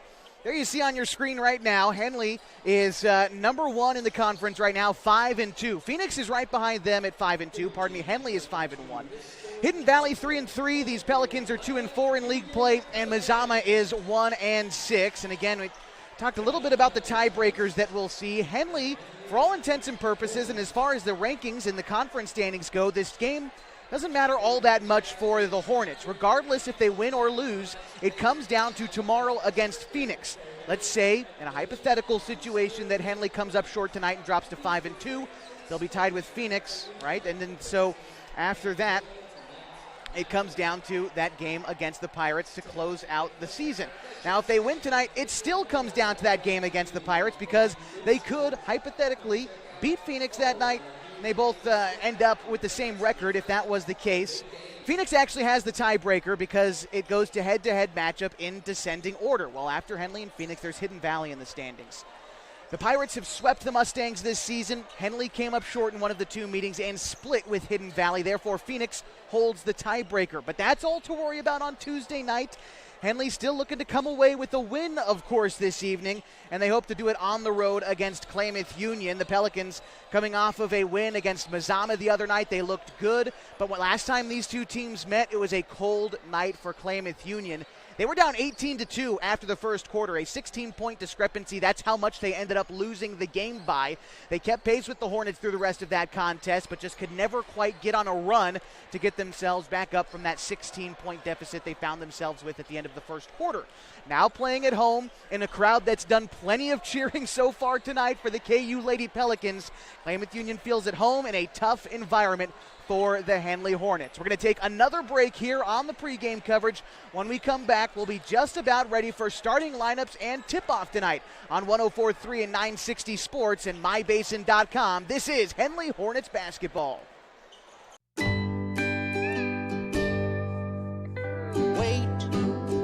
all I do is wait. So lonely, I just sigh and moan. Seems like I've been waiting forever, wondering if you're coming home. I just saw your face, I know you're coming home. I swear there is no place that feels as good as home. And then I heard your voice, I know you're coming home. I know you're coming home. This is where unconditional love and immeasurable happiness reside. This is home. Coltwell Banker, where home begins. Threads. There are many threads that run through our region. There are churches and schools and little league teams that bring us together and bind us into communities. There are roads and cars, there are houses and jobs and businesses, all woven together to make the fabric of our communities. There are financial threads that are part of that tapestry as well. For over 80 years, it's been our pleasure to be headquartered here, providing financial services to generations of our friends and neighbors. From that first savings account, to retirement planning, and all of the cars and houses and groceries in between, we keep your money local, investing it back into our communities, adding more threads to the fabric to make our communities stronger. Pacific Crest Federal Credit Union. Find your path.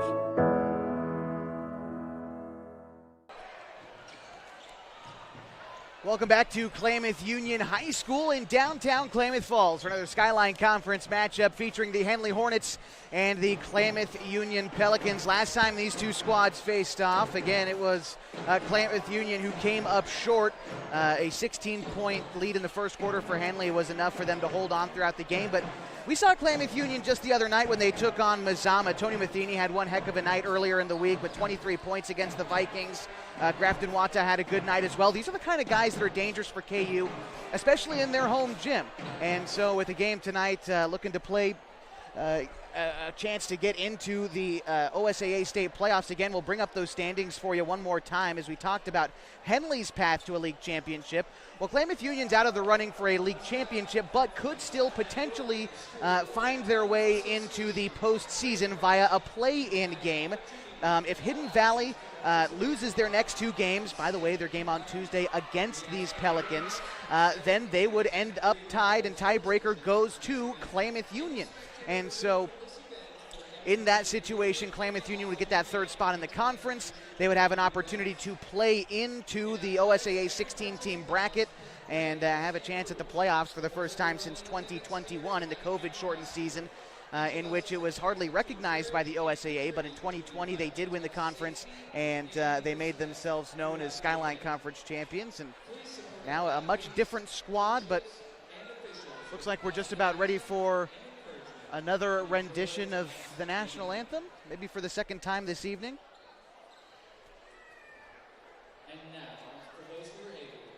Double the patriotism. I suppose so.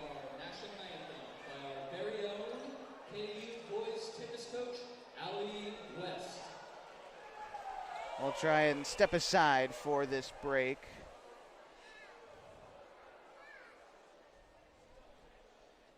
looks like we're staying here.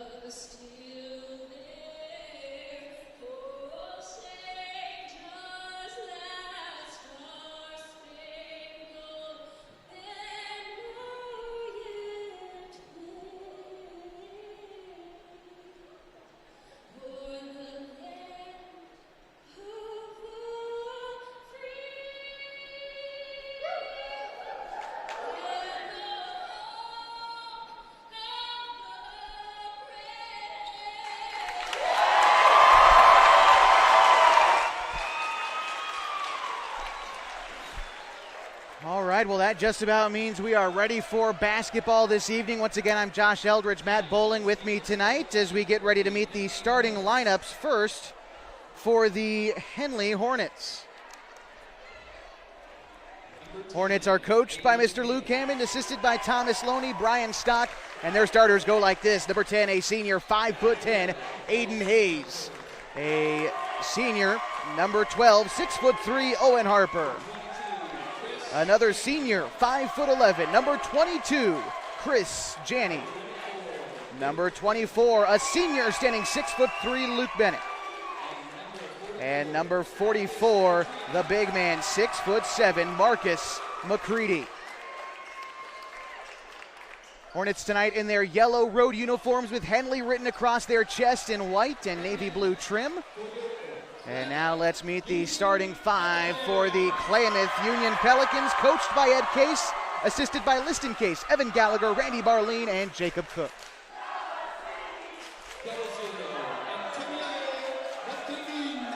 All right, starting a senior standing 6 foot tall, number 0, Antonio Matheny. Number 10, a senior standing 6'5", Jeffrey Spooner. Number 22, a junior standing 6 foot tall, Dashel Garab. Number 30, a junior standing 5'10", Malcolm Lassett Hankins. And number 34, a senior standing 6 foot tall, Daquan McKay. The Pelicans tonight in their home white uniforms with Pels written across the chest in red and black trim. They've got red wings on their shorts.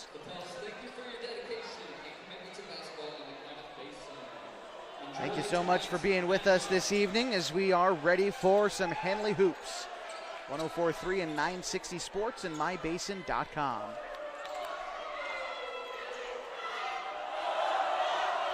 Student sections packed in tight this evening. Henley is on our side of the floor, just to our left, and Klamath Union across the way as the Pelicans control the opening tip. It'll be Daquan McKay bringing it into the front court, guarded by Aiden Hayes. Along the near side, zips it to Lassett Hankins. Now top of the key to Dashel Garab. Now back over to McKay. McKay on the right side, kicks it to Lassett Hankins in the far corner. Now back top of the key to Garab. Backs it out to the half-court logo. Guarded by Luke Bennett. Now kicks it over to Lassett Hankins. Top of the key, low dribble, loses it for a moment, terminates, kicks it over to Spooner on the right wing.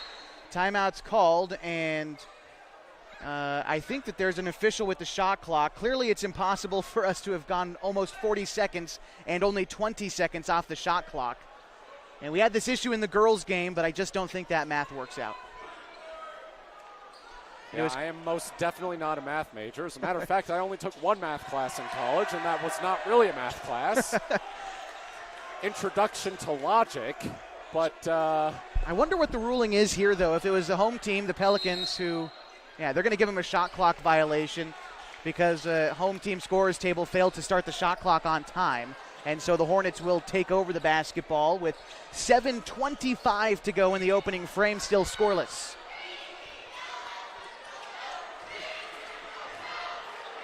Owen Harper to inbound in front of the KU student section, donning pink out night.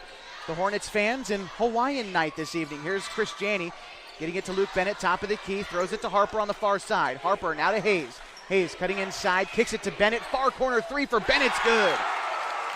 Way to start the game for the Hornets with a Bennett triple. Now here come the Pelicans trailing by 3 with 7 minutes to go in the first.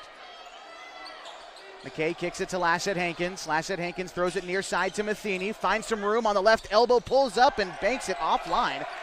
And Harper with the rebound. Kicks it ahead to Hayes, who crosses the timeline. Here's Aiden Hayes. Throws it near side to Bennett. Thought about a triple. Down low to Harper. Bouncing it to McCready at the free throw line.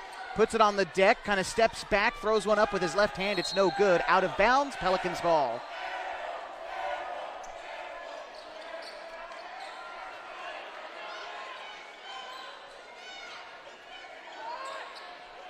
All right, here come the Pelicans. It's McKay into the front court, tossing it to Lassett Hankins. Now back to McKay.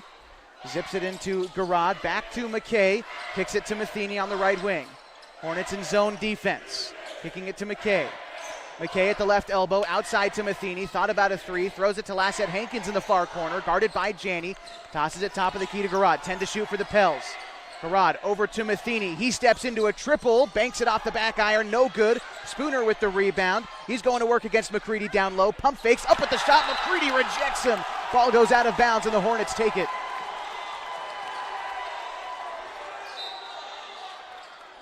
It'll be Hayes to inbound ahead to Janney. The Pelicans pressing a bit. And Hayes loses the ball against the press. Garrod takes it. A layup is easy. Close to the cup. And it's 3-2. Henley still leads. 5:50 to go in the first.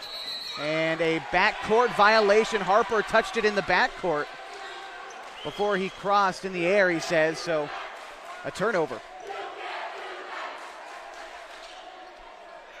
It'll be the Pelicans to inbound right in front of our broadcast position, directly above the scorer's table at Pell Court. If you've ever been here, there's that little perch. That's where we're stationed this evening. And it's McKay kicking it to Garrod on the left wing. A triple for Garrod. Back iron no good. Rebound collected by Janney. Here come the Hornets. Throwing it ahead to Hayes. Hayes kicks it near corner to Bennett. Top of the key now to Janney. Janney brings it along the left side. Gets it to Marcus. Dumps it down low to Harper. Off the glass and in.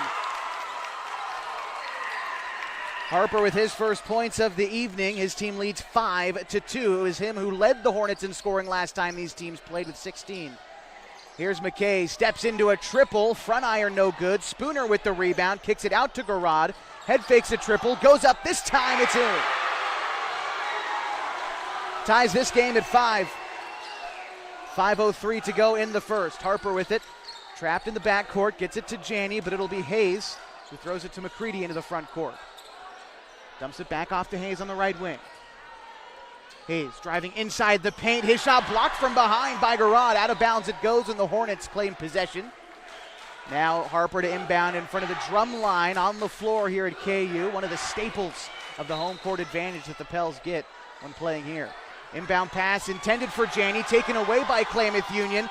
Pass it to the front court to Matheny, and Matheny will travel, trying to run to the rim. And another turnover for the Pels.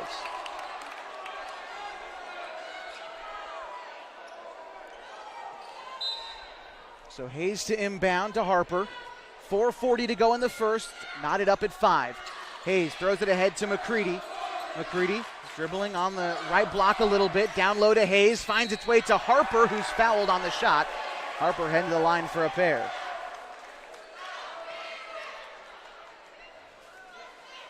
It was Owen Harper who put up a game-high 16 points against the Pelicans last time these two squads played. And he already has 2 tonight, and his first free throw is no good. He has earned a second look.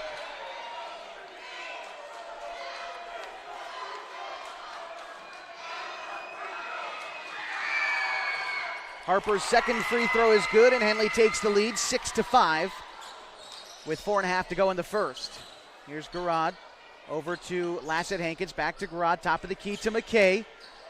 McKay to Matheny in the near corner, back to McKay. The Pelicans tossing it around the perimeter. But it's Lassett Hankins who tries to find a hole in the defense. His mid-range shot no good. Rebound batted back out to him. Now it's to McKay. Matheny to the near corner. Fires a triple. No good. Too strong. And the rebound collected by Harper. Harper ahead to Bennett. Left alone for a triple. It's no good. Just rims out. And McKay with the rebound. McKay's going to walk it across into the front court for KU. Guarded by Hayes. Well beyond the arc. Throws it to Matheny. Matheny, the ball high above his head, guarded by Janney. To Garrod, top of the key. Now over to Lassett Hankins. Head fakes, dishes it to McKay. He fires a triple. Too strong again. This time the rebound is collected by Spooner. Goes up against McCready. Too high off the glass, and this time the Hornets collect the rebound. Hayes pushing the pressure into the front court. Brings it along the near side. Gets it to McCready. One step to the rim. Off the glass. McCready leaves it short.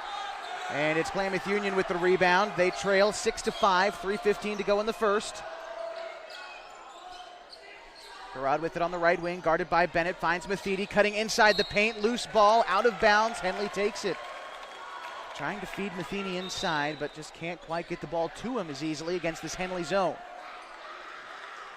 Sub coming in for Klamath Union, it's Landon Bogatay. Klamath Union back to the press, they abandoned it for a few minutes. Henley gets it in the front court to Bennett, he hands it back to Hayes. Hayes collecting the call from the bench, and now dishes it to Janney. Janney brings it around the perimeter, throws it to Bennett, far corner to Hayes, dumps it down low to McCready on the left block. Again, Spooner slides past the defender and is fouled on the shot. McCready heading to the line for two. Want to remind you tonight's broadcast on mybasin.com, brought to you by Abby's Legendary Pizza. If you're looking for a great place to eat, head to one of Abby's Legendary Pizza locations for some of the best pizza in the Klamath Basin at 1919 Austin Street or 2226 Shalleck Street near OIT. Abby's Legendary Pizza is a proud supporter of high school sports. McCready 2-for-2 trip at the line gives his team a 3-point lead. Also Joe Janney checking in for the Hornets. Klamath Union tries to answer with a triple on the other side. It's offline from Lassett Hankins. And now Janney taking it up for Henley. Janney takes a McCready screen right, dishes it to Harper, back to Janney. Janney trying to drive the left block up against Spooner. His floater no good, and Bogatay with the rebound. Throws it ahead to McKay. McKay to Lassett Hankins, now near side to Bogatay. Bogatay now back to McKay. McKay well beyond the arc. Now back to Bogatay, zips it to Garrod. Again, the Pelicans trying to find a hole in this Henley zone. 14 to shoot. Lassett Hankins to Garrod. Trying to drive the right side. Kicks it out to Lassett Hankins. A triple no good. Rebound collected by McKay. Now kicked out to Garrod. He fires a triple. That one won't go either. Spooner with the rebound. He's trapped on the baseline. Gets rid of it to Garrod. Kicks it top of the key to Bogatay. Full shot clock reset for the Pelicans. They've got some time with 1:42 to go in the first. But Bogatay tries to slice up the defense. Can't get the layup. Rebound batted out to Spooner. Gets the defenders to jump. Has it stripped. Out of bounds. Pelicans ball.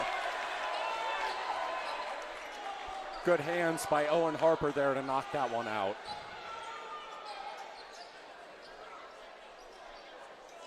And they're going to say, yes, the Pelicans do hold on to it.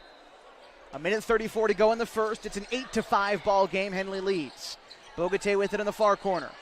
Puts it on the deck. Tries to get it down low to McKay, but it's taken away by the Hornets. Pass it to the front court to Harper. 1 against 2 on the fast break. Disadvantage, but Harper scores.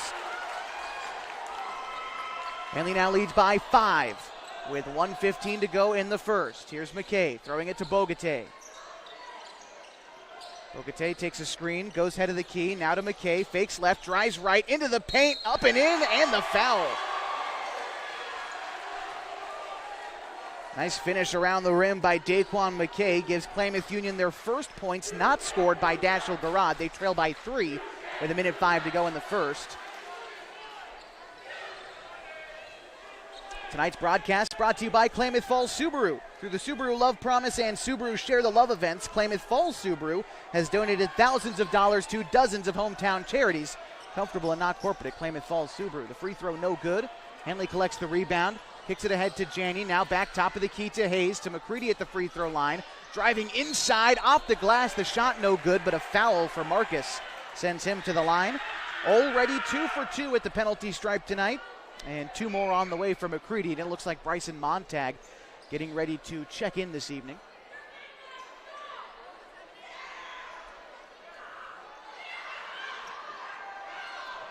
McCready also a dominant showing last time these two squads met up. 14 points, 15 rebounds, and 7 blocks for Marcus in the last meeting over in the Hornets' Nest.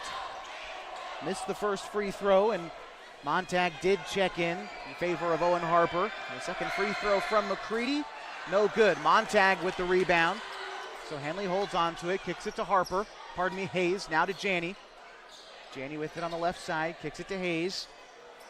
Hayes coming along the near side, spins around, terminates the dribble, tries to get it to Montag, but it's taken away by McKay. Into the front court, up and in. 1-point game after the layup from McKay. 34 seconds to go in the opening quarter.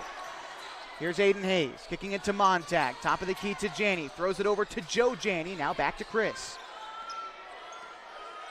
Chris, near side to Hayes, dumps it down low to Montag, up with the shot, it rims out. Klamath Union an opportunity with 17 seconds to go in the first quarter to take the lead. Calvin Hayes back to Daquan McKay, 12 now. Here's Garrod, back to McKay, 10 to shoot. Here's Bogatay. Bogatay against McCready. Kicks it back out to McKay. McKay driving against Hayes, up with the shot, high off the glass is no good.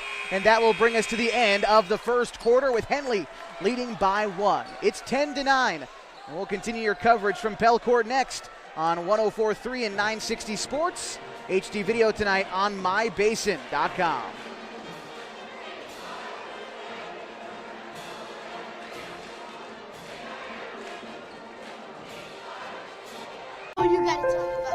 The innocence of youth. Is there anything any better? But soon they'll be in high school and facing all the same challenges you faced. How to make friends, how to fit in, how to be cool. We want our children to have everything they'll need to live fulfilling and productive lives. Make sure the kids in your family are among the more than 120,000 participants here in Oregon who take part in high school sports or activities.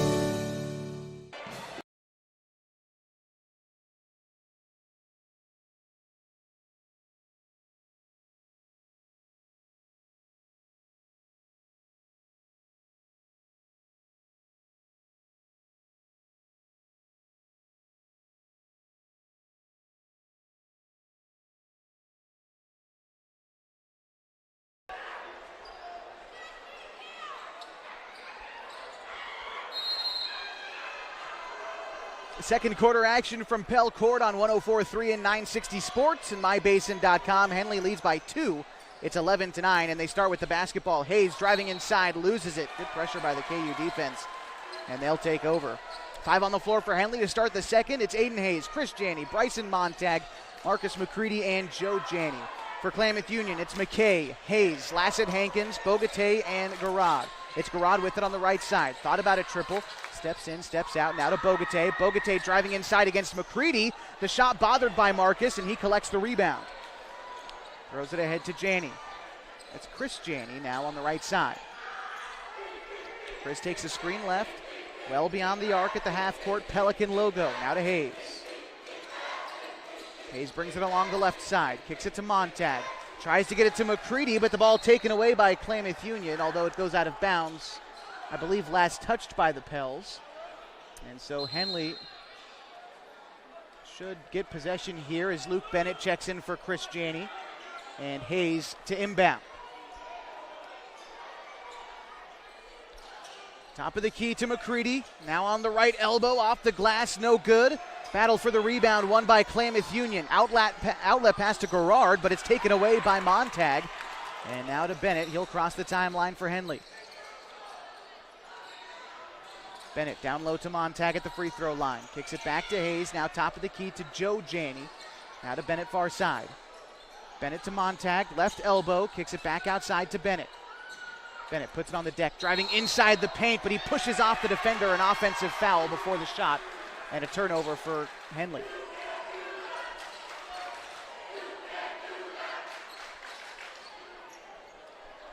Score 11-9. About a minute 15 gone here in the second quarter, and Henley leads Klamath Union. Here's Calvin Hayes on the right side. Gets it top of the key to Garrod. Now over to Lassette Hankins. Into a triple. Klamath Union remains cold from the arc tonight. 6.5 to go in the second, and Henley brings it up the floor, leading by 2. Here's Hayes. Hayes gets it to Montag. Montag on the left elbow. Looks for Bennett beyond the arc. He throws it to Janney. Janney back to Bennett, dumping it down low to McCready to the rim. It's good for Marcus. Great find there. Credit the assist, and a 2-point bucket for McCready gives him 5 points tonight.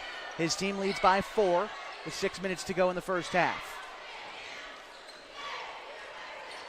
Here's McKay. Near side to Bogatay. Bogatay trying to get around McCready. Throws an awkward shot off the glass. No good. McKay with the putback, but he's fouled on the attempt. Heading to the line.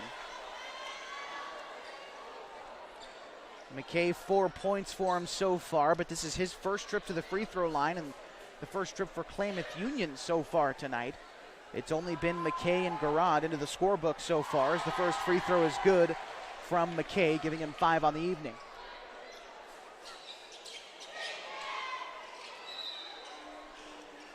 And a couple of subs coming in. Owen Harper checking in for Bryson Montag. And McKay's second free throw on the way. No good, and McCready with the glass. Throws it ahead to Harper. Harper over to Bennett. Thought about a 3. Gets it back to Harper in the paint. And the shot no good. McKay brings down the rebound for Klamath Union. Here's McKay. Throws it to Garrod. Into a triple. No good.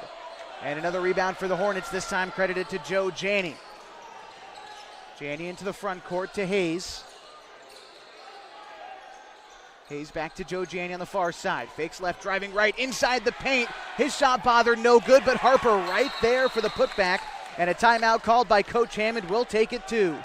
15-10. Henley leads with 5:34 to go in the second quarter. We'll be back with more Hornets basketball on 104.3 and 960 Sports and mybasin.com.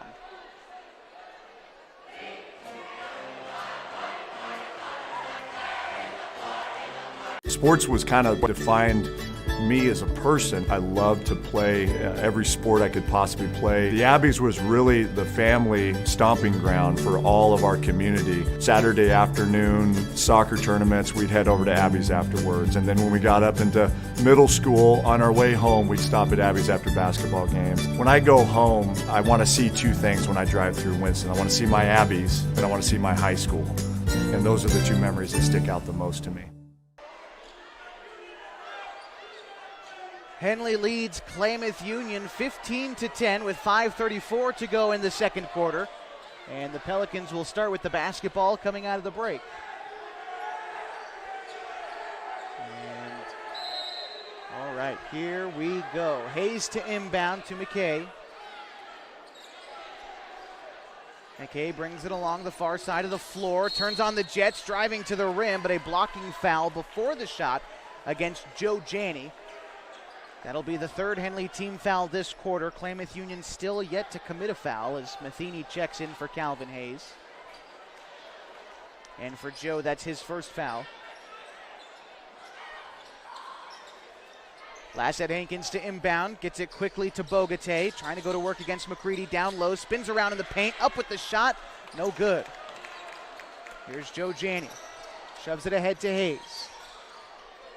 Hayes between his legs, kicks it to Joe Janney. Now over to Owen Harper. Here's back to Bennett. Bennett hands it off to Hayes, head of the key. Now over to Joe. Joe kicks it to Luke Bennett. Bennett back to Janney, now over to Hayes. Quickly gets it down to Marcus with the mismatch down low. He can't get the first layup, but he's there for the second. 17-10, Henley leads with 4:47 to go in the second quarter. Here's McKay, throws it to Garrod. He thought about a triple, head fakes, gets the defender to jump, takes the shot, it's no good. And Harper with the rebound. Over to Bennett, now into the front court, kicks it to Hayes. Hornets trying to feed McCready with the size mismatch in the paint. Here's Janney with it on the far side. Janney gets it to Bennett. Bennett top of the key, dumps it to Hayes to the near side. Hayes puts it on the deck, drives inside, loses it at the free throw line, but Matheny commits the foul trying to steal. And that'll be his first. 4:15 to go in the second. Henley leads by 7.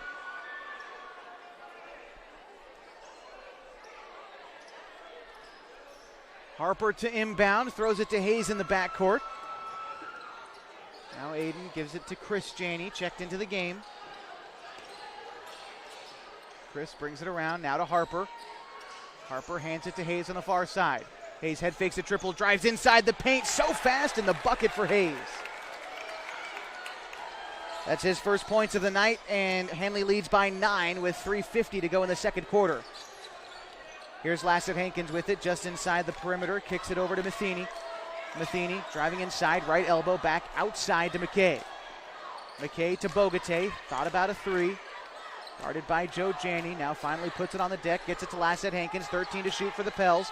Matheny with it in the far corner, mid-range shot, no good. And Janney with the rebound. Now Joe Janney to the front court, tries to bounce it ahead to Harper, but it's taken away by Matheny. Now McKay.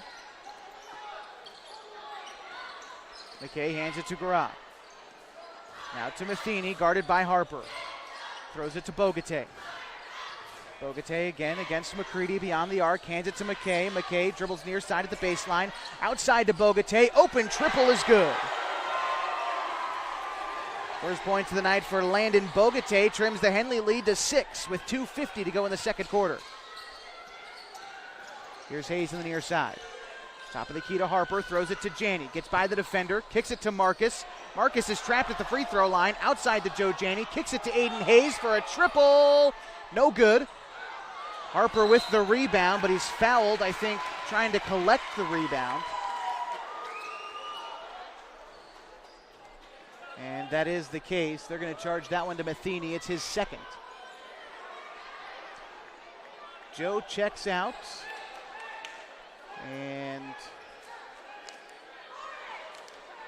I just think he's getting ready to check in, and they hadn't let him check in yet, so he heads back to the bench for the moment. 5 on the floor for Henley. Hayes, McCready, Bennett, Owen Harper, and Chris Janney. Pass goes down low to Owen Harper. A beautiful find for Aiden Hayes in the bucket. Puts Henley back up by 9 with 2.5 to go in the second.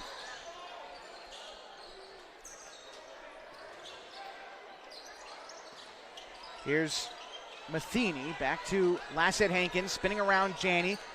Kicks it to McKay, diving to the cup and gets a layup around McCready to fall. Now Henley trying to push the pace. Bennett outside to McCready, driving in at the free throw line. McCready throws a shot off the glass, no good. Gets his rebound and puts it back up and in. And timeout is called by Coach Ed Case. Will take it to. Henley leads 23-15. 1:57 to go in the second quarter. This is Henley basketball on 104.3 and 960 Sports and mybasin.com.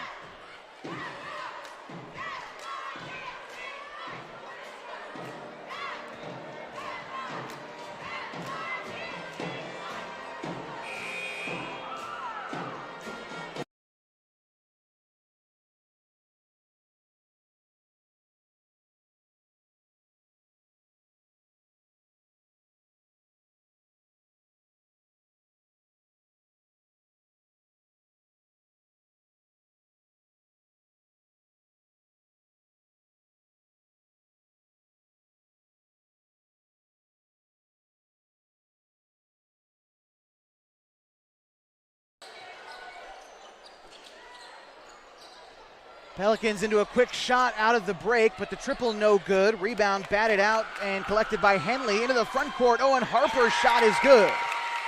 Henley now leading by 10, 25-15, 1:34 to go in the first half. Matheny with it on the far side. Matheny bouncing it to McKay.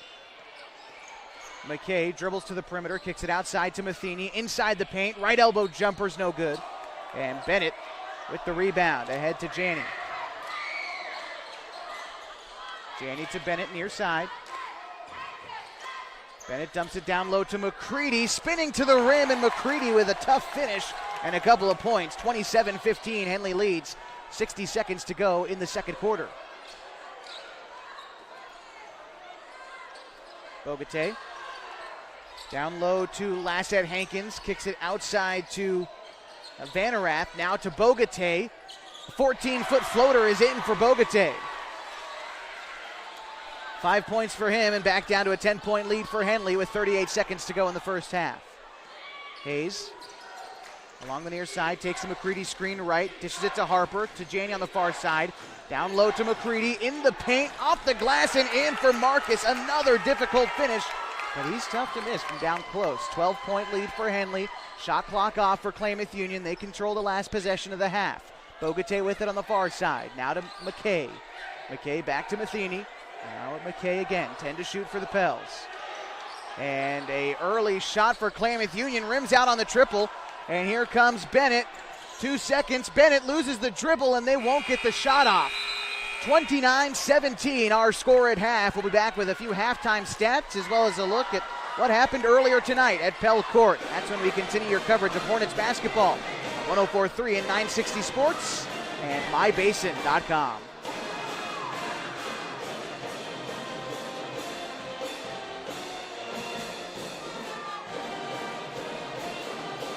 Introduce Smith Bates Marcom Solutions, your trusted partner in marketing and communication. We specialize in crafting compelling campaigns, eye-catching graphics, and impactful branding materials. Smith Bates is like working with dependable friends. They always help us build our professional image. Through the innovative strategies that the team at Smith Bates suggested, we've been able to give the brand at Calor the boost that it desperately needed. Unlock your potential with Smith Bates Marcom Solutions.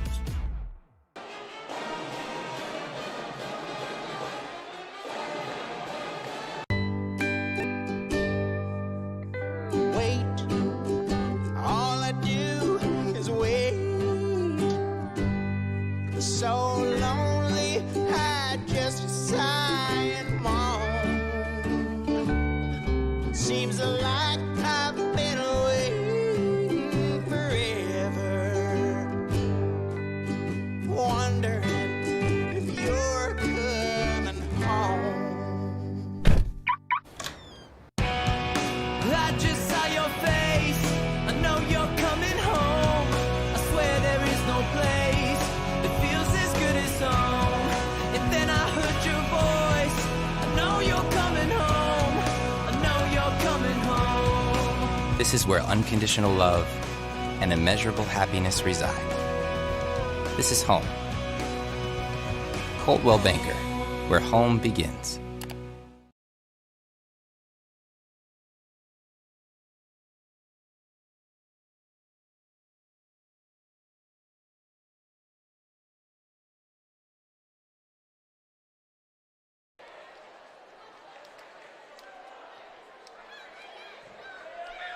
Back with you from Klamath Union High School as the Henley Hornets lead the Pelicans 29-17 after the first half of play. Let's take a look at who's leading the Hornets. It's Marcus McCready with 13 first half points. Owen Harper has 11. 3 for Luke Bennett and 2 for Aiden Hayes.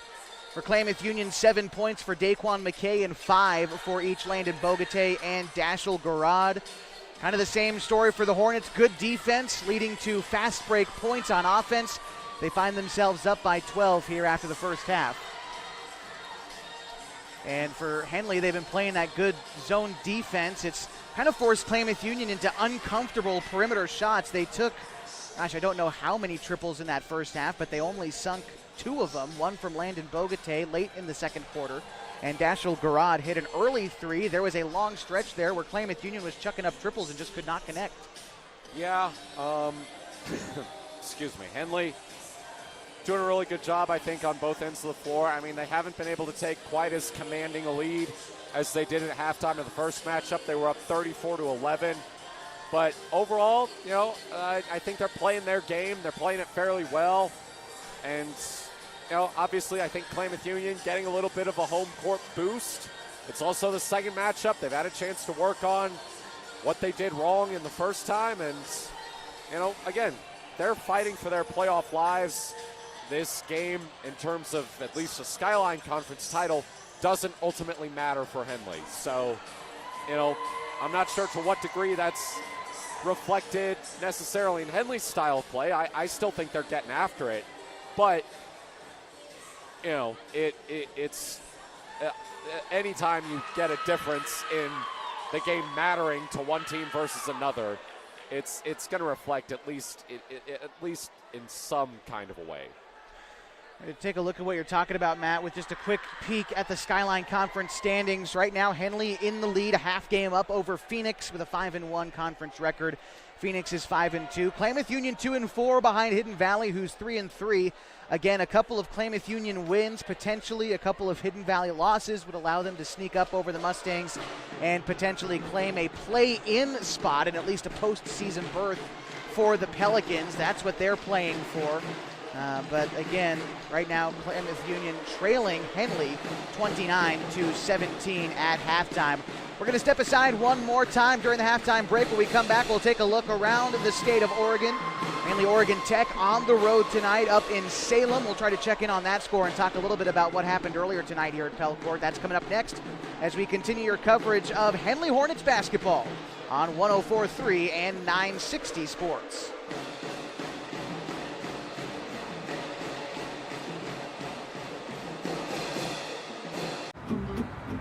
Thanks, Celeste.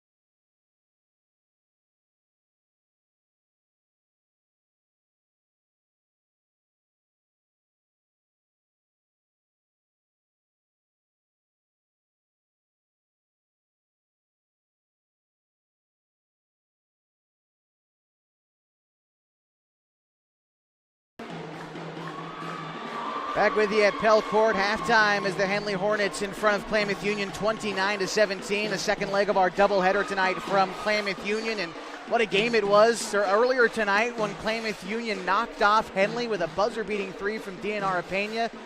It's hard to describe the atmosphere in the gym if you weren't watching that game, but this place just about popped. It was a great game for the Pelicans earlier tonight. Taking a look at what Oregon Tech is doing up at in Salem at Corbin University. They're closing in on the end of the first half. Oregon Tech up 49-26 over Corbin. As for the Owls, if they potentially win out, they could maybe host a national tournament opening round at Danny Miles Court. There's a couple of schools that they have to jump over in what's called arc rating to get there.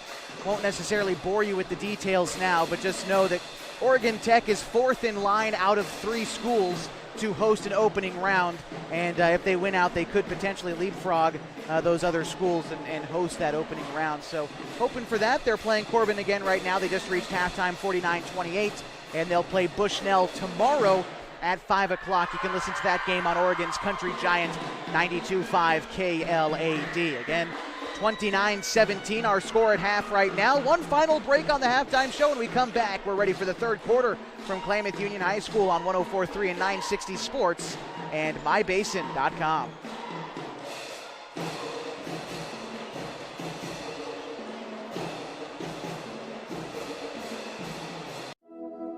Threads. There are many threads that run through our region. There are churches and schools and Little League teams that bring us together and bind us into communities. There are roads and cars, there are houses and jobs and businesses, all woven together to make the fabric of our communities. There are financial threads that are part of that tapestry as well. For over 80 years, it's been our pleasure to be headquartered here, providing financial services to generations of our friends and neighbors.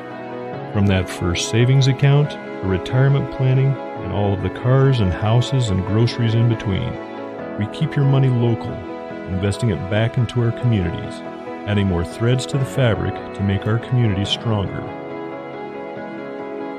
Pacific Crest Federal Credit Union. Find your path. What defined me as a person, I love to play every sport I could possibly play. The Abbeys was really the family stomping ground for all of our community. Saturday afternoon soccer tournaments, we'd head over to Abbeys afterwards. And then when we got up into middle school, on our way home, we'd stop at Abbeys after basketball games. When I go home, I want to see two things when I drive through Winston. I want to see my Abbeys, and I want to see my high school. And those are the two memories that stick out the most to me.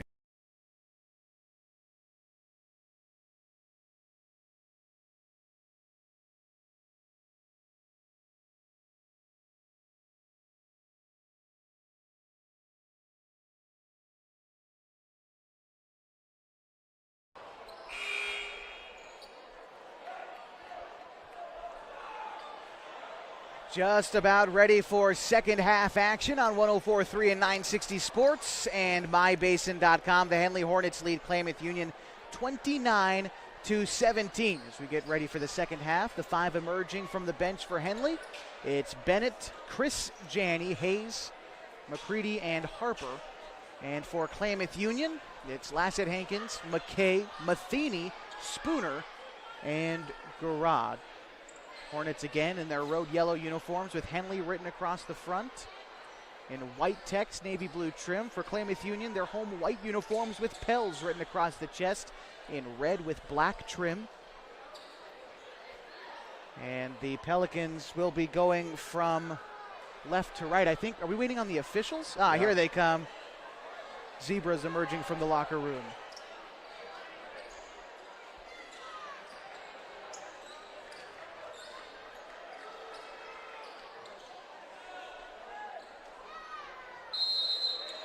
All right, here we go with third quarter basketball. McKay with the inbound over to Garrod. Now to Matheny, head of the key. Now back to Garrod, over to Lassett Hankins. Driving the right side of the block, up and in on the layup. 10-point lead for Henley, 29-19, 7:40 to go in the third quarter. And Klamath Union broke out a bit of a press on defense there, and it resulted in a Henley turnover. They're going to need a few more of those to get back into the game. Here come the Pels.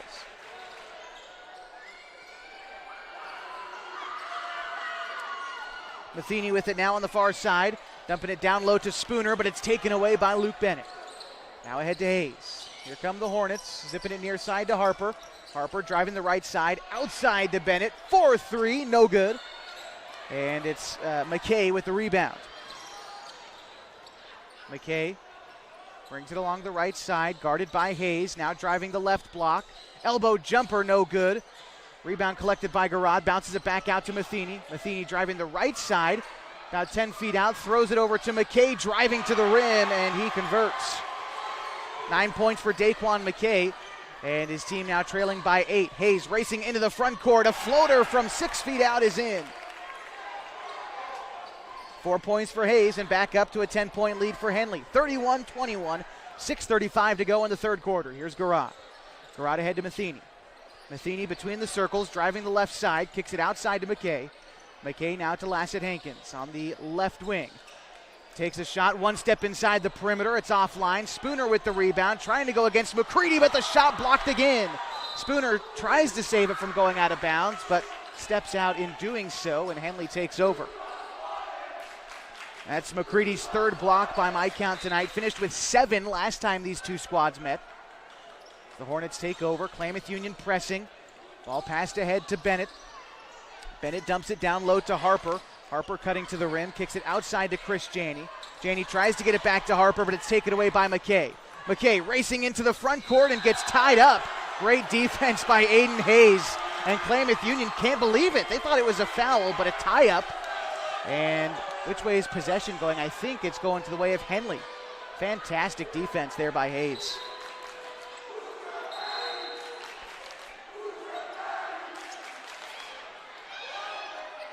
And Bennett had to tie his shoe, so before we can get back into the action, wrapping that up, and now the inbound pass given to Hayes. Hayes trying to beat the press, racing into the front court, kicks it to Janney. Janney along the far side. A couple of steps inside the paint, too strong on the mid-range, and McKay collects the rebound.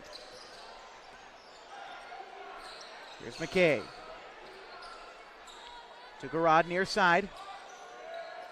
Henley playing man defense to start this half. Getting it to McKay down low, and another takeaway by McCready. Hornets racing fast in the front court to Harper. Back to Bennett. High off the glass, no good. Rebound. A long one collected by Lassette Hankins. Spins around, kicks it to McKay. But McKay has it taken away by McCready, and a foul.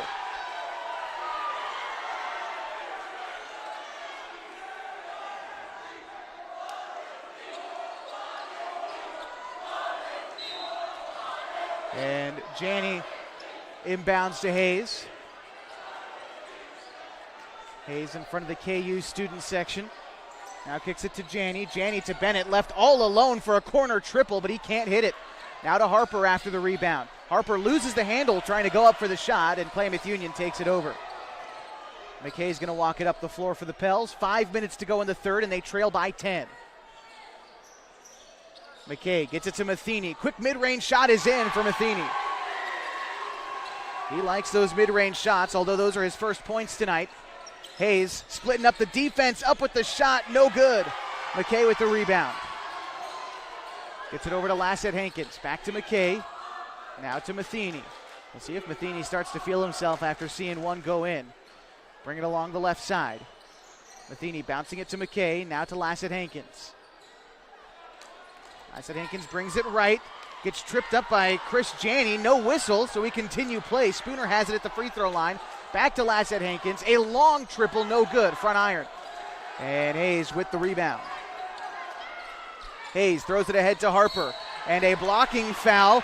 And Lassette Hankins can't believe it. Not sure what he can't believe, but he's upset about it nonetheless. And Henley will keep possession into the front court.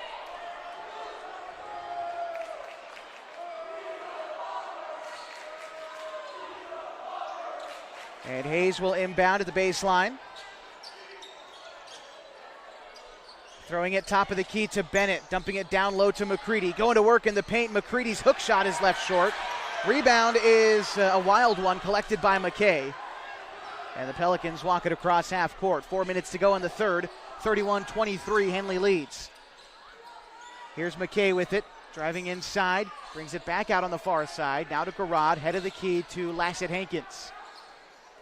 Bringing it along the right, hands it off to Matheny, guarded by Harper, well beyond the arc. 10 to shoot for Klamath Union. Getting it to McKay. He tries to drive the far baseline, and a blocking foul is going to be charged against Hayes. He was trying to take a charge there. Thinks it should have been one. Couple of subs in for Henley. Actually, I believe just one. Luke Bennett's going to check out, and Joe Janney comes in. There's McKay with it on the far side. McKay to Garrod, well beyond the arc. To Matheny, head of the key, back to Garrod.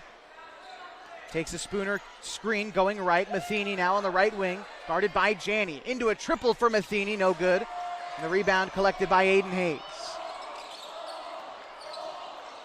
Here's Hayes. Throws it to Joe Janney on the far side. Back to Hayes.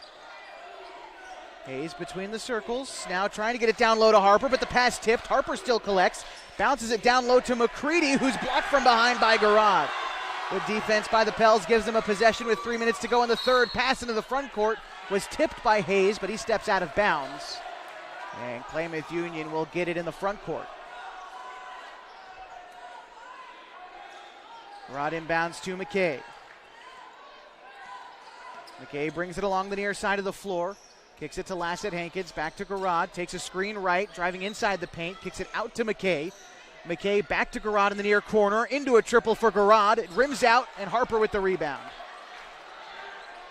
Harper throws it ahead to Hayes, along the near side of the floor. Hayes well beyond the arc, over to Janney. That's Chris Janney, now back to Hayes, thought about a three, driving inside, finds Joe Janney in the near corner. Janney brings it around, top of the key, over to Chris, zips it to Hayes.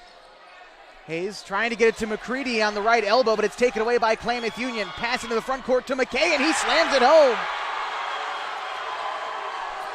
31-25, Klamath Union still trailing by 6, 2:10 to go in the third. Over to Hayes. Hayes to Janney. Janney driving inside the paint, kicks it to Harper. Harper Bothered by Matheny. A tough bucket by Owen Harper, and timeout called. Coach Hammond wants time. His team leads 33-25. We'll take it with them. You've got Henley basketball tonight on 104.3 and 960 Sports and MyBasin.com.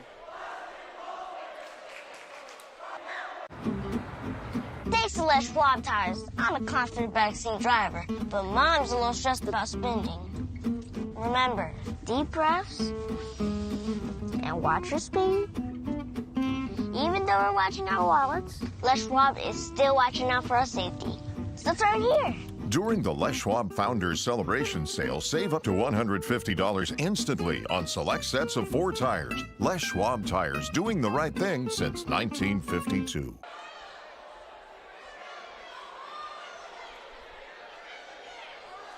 Back with you from Klamath Union High School in downtown Klamath Falls for some Skyline Conference basketball between the Hornets and the hometown Pelicans. Right now, it is your Henley Hornets who lead 33-25 with 1:55 to go in the third quarter. As we get out of the timeout, it's Owen Harper, Aiden Hayes, Joe Janney, Luke Bennett, and Marcus McCready on the floor for Henley. And for Klamath Union, Daquan McKay, Antonio Matheny, Calvin Hayes, Jeff Spooner, and we're missing one. There he comes. Lassette Hankins on the floor for Klamath Union. It'll be the Pels who start with the basketball as we resume action. 2 minutes to go in the third quarter. Here's McKay. McKay against Hayes, driving the far side. Picked up by Joe Janney. Now to Calvin Hayes. Hayes near side to Matheny. Matheny back outside to Hayes to Lassette Hankins. Lassette Hankins over to Hayes. Zips it far side to McKay. McKay top of the key to Lassette Hankins. 10 to shoot for the Pels. Lassette Hankins spins around to his right. Kicks it outside to Hayes. Now 6 to shoot. Inside to Matheny, a right elbow jumper, no good. A rebound collected by Owen Harper. Harper ahead to Bennett. Bennett is going to draw a blocking foul from Lassette Hankins. And a technical foul assessed to Malcolm Lassette Hankins for trying to argue the call. Well, if there's one official you don't want to do it against, it's Craig Connor. And that's a quick technical assessed to Lassette Hankins and a free throw coming up for Henley. Well, based on the call against Aiden Hayes earlier, I think that's a consistent call. It is. The blocking foul, and especially the one that Lassette Hankins collected earlier, that's the second time he's been hit with the same thing. And I think he's just overly frustrated with it. Understandable, but you can't be flying off the handle.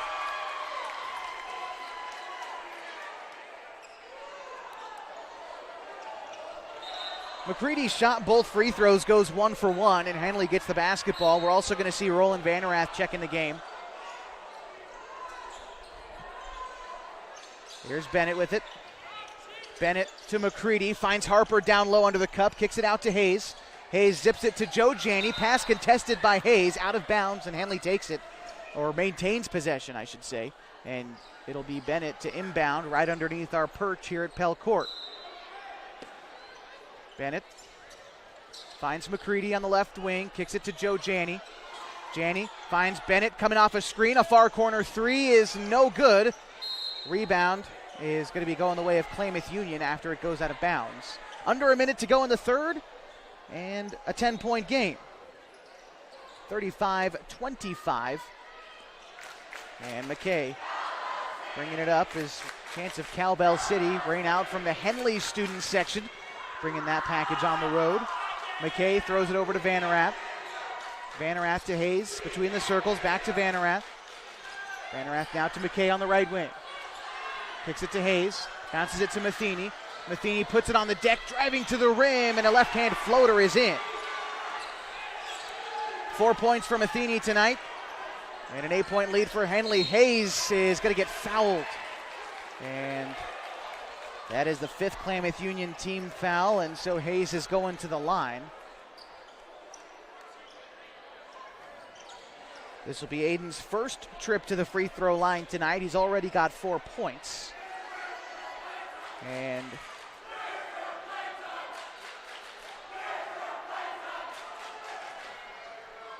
here's Hayes' first free throw. It is in. Sub coming in for Henley as Luke Bennett goes to the bench. Chris Janney steps onto the floor. And here's Hayes' second free throw. That's also in. Back up to a 10-point lead for Henley, 37-27. Klamath Union with an opportunity to take the last shot, although they haven't taken advantage of that opportunity so far. McKay driving inside. His floater is too strong. McCready is going to travel, trying to come down with the rebound, and McCready says he was pushed. How did he travel? Well, once you fall to the floor, that's how the call goes.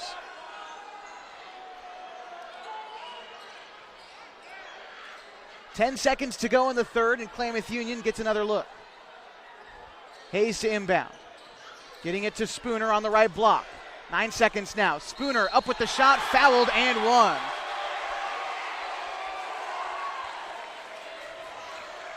Spooner flexing as he collects his first points of the night with 6 seconds to go in the third quarter.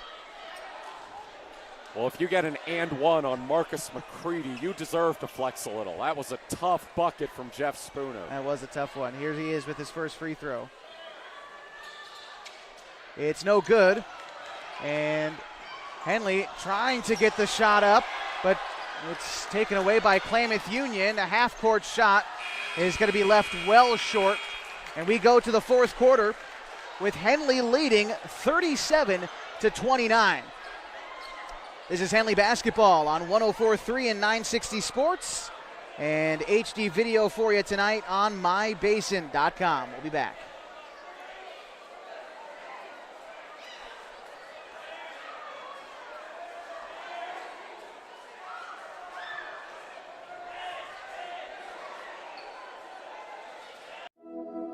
Threads. There are many threads that run through our region. There are churches and schools and Little League teams that bring us together and bind us into communities. There are roads and cars, there are houses and jobs and businesses, all woven together to make the fabric of our communities. There are financial threads that are part of that tapestry as well. For over 80 years, it's been our pleasure to be headquartered here, providing financial services to generations of our friends and neighbors. From that first savings account, to retirement planning, and all of the cars and houses and groceries in between, we keep your money local, investing it back into our communities, adding more threads to the fabric to make our communities stronger. Pacific Crest Federal Credit Union. Find your path. Jumping into fourth quarter action on 104.3 and 960 Sports. Henley leads Klamath Union 37-29.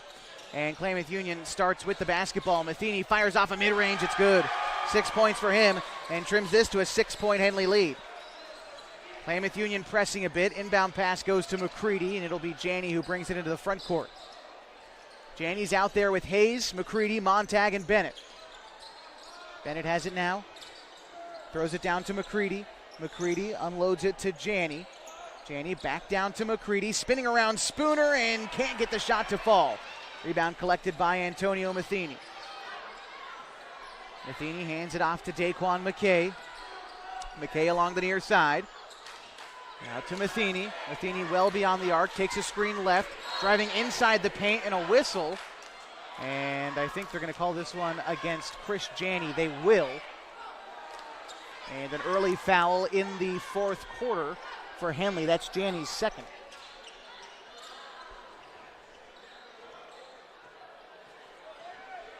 KU to inbound. And it finds its way to McKay. Brings it out along the left side. McKay to Vanerath. Now back to McKay. A long triple for Daquan McKay. He banks it in. 3-point lead for Henley. Hayes racing into the front court. Kicks it outside to Bennett. Now to Hayes in the near corner. Top of the key to Janney. Far side to Montag. Back to Janney. Guarded by Hayes. Janney. Back to Bennett. Bennett dumping it down low to Montag. Kicking it outside to Aiden Hayes. Head fakes a three. Driving in the paint. The layup is left short. And the Hornets can't believe that Hayes didn't get fouled, but now the Pels come into the front court. Vanerath, a corner three to tie. Won't go. Montag with the rebound, and the Hornets come the other way. 6:16 to go in the ball game, and a 3-point lead for the Hornets. Here's Janney, kicking it over to Bennett. Bennett throws it down low to McCready. Has 3 Pelicans around him, but finishes at the cup. That'll be 16 points for McCready, only 3 in this second half. But his team leads by 5, under 6 to go now in the fourth. Here's McKay. McKay taking their time with the Pelicans, kicks it over to Hayes. Hayes bouncing it to Matheny at the free throw line. Takes a contested mid-range shot, wide right. And Bennett bringing it up now for Henley. Near side to Hayes. Hayes back to Bennett. Bennett unloads it to Hayes, now to Montag at the baseline. A shot from 9 is no good. Rebound collected by McCready, and the putback is there. Back up to a 7-point game. 41-34, 5:15 to go in the fourth. Matheny driving inside, and a whistle. And I believe that was a shooting foul committed by Luke Bennett. And Matheny heading to the line for 2.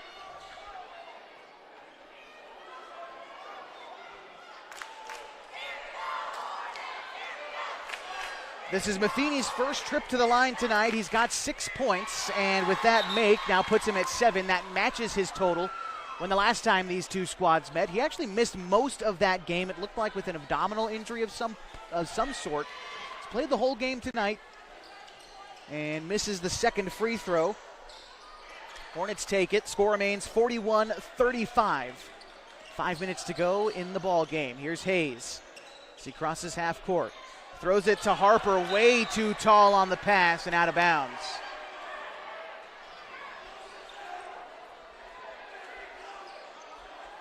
Here's McKay. Brings it along the near side. Hornets go back to their zone look. Playing 1-3-1, and here's McKay. Throwing it over to Matheny, into a triple, and that's no good. McKay with the rebound. His putback won't go, but he's fouled. McKay heading to the line. 14 points for Daquan McKay so far. He's 1 of 2 from the penalty stripe.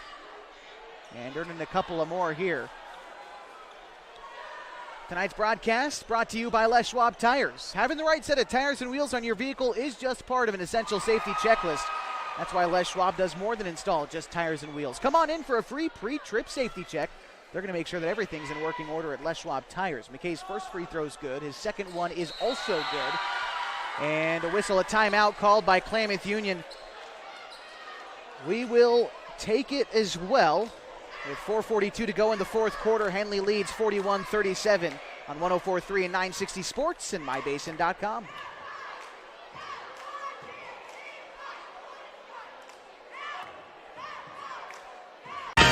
What rhymes with great? Participate. Where does greatness start? Here, in the classroom. On the stage. In the pool. On the field. Where will your greatness take you? To better grades. To more friends. Yeah! Be great. Participate!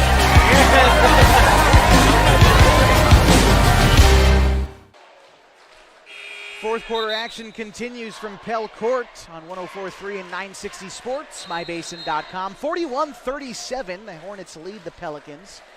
Josh Eldredge and Matt Bowling with you tonight, and coming out of the break, I believe it's going to be Hornets basketball. Klamath Union has done a decent job on the press this quarter, forcing a couple of Hornets turnovers to get themselves back in the game. But the shot selection has still been questionable at best for KU. That's going to be what they have to clean up here in the late parts of the fourth. They're still pressing as the Hornets try to get into the front court.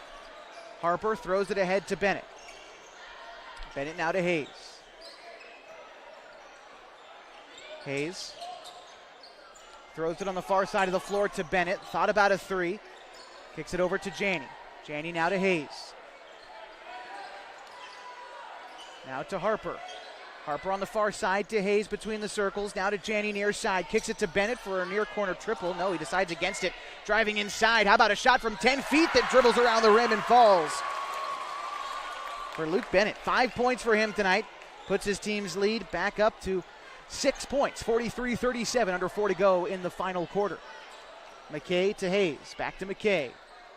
Fires it to Vanerath. Now to Hayes. Top of the key. Dumping it down low to Spooner. Spooner pushes off of McCready. No whistle, but misses the shot anyway. Rebound goes the way of KU after it goes out of bounds.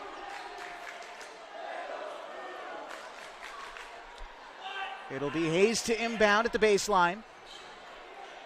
Lofting it high to Matheny beyond the arc. Matheny takes a Spooner screen right. Kicks it out to McKay on the right wing. Guarded by Chris Janney. 6 to shoot for Klamath Union. McKay over to Vanerath. Now to McKay. They're going to have to shoot. Gets the shot off in time. A long triple. Hits off the back iron. No good. And it goes out of bounds. Henley takes it.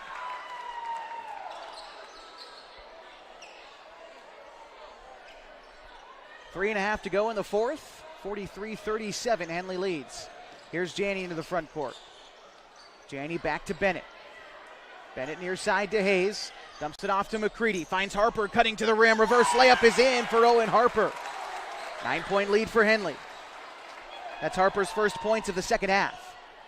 Now Matheny kicks it to McKay as he'll cross into the front court for KU. Back to Matheny. Matheny to McKay. Now to Hayes. Bouncing it down low to Spooner. Spooner blocked by McCready. Kicks it ahead to Harper. One-on-one against Matheny in the fast break, and a foul. Matheny's going to send Harper to the line.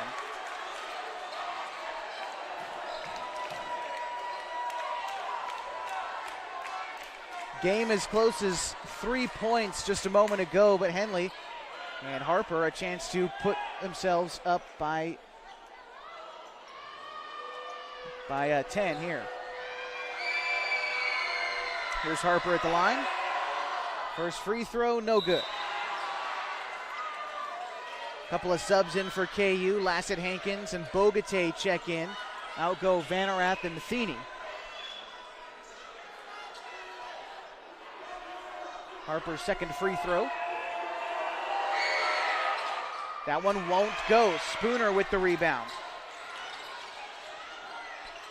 Gets it to Hankins, now to McKay. McKay to Lassett Hankins. Along the far side. Bouncing it to Hayes. Hayes, ball high above his head to Bogatay. Bogatay against Aiden Hayes. Now to Lassett Hankins. Now to Bogatay. Bogatay kicks it to Calvin Hayes in the near corner. Back top of the key to Lassett Hankins. 12 to shoot for the Pels. Lassett Hankins trying to call for a screen. Bouncing it down low to Calvin Hayes.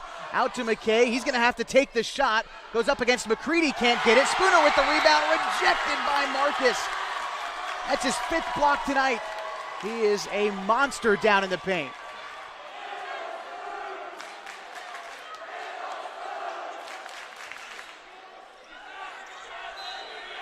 Klamath Union stays with possession. Quick inbound pass to McKay. Way off, and Henley with the rebound. Here's Hayes.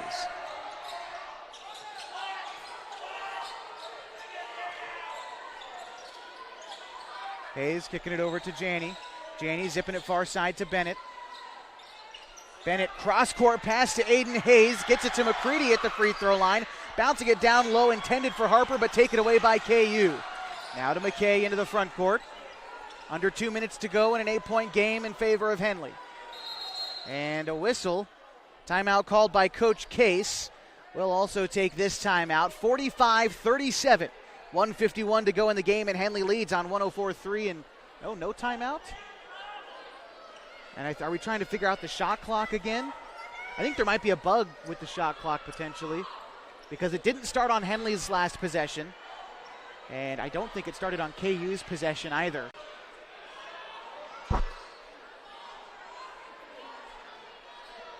And it looks like that's what we're trying to figure out. Shot clock, a new addition in Oregon this year, but I think we finally got it. We're going to have time. Okay, we will have a timeout. 45-37, 1:51 to go in the game. This is Henley basketball on 104.3 and 960 Sports and mybasin.com.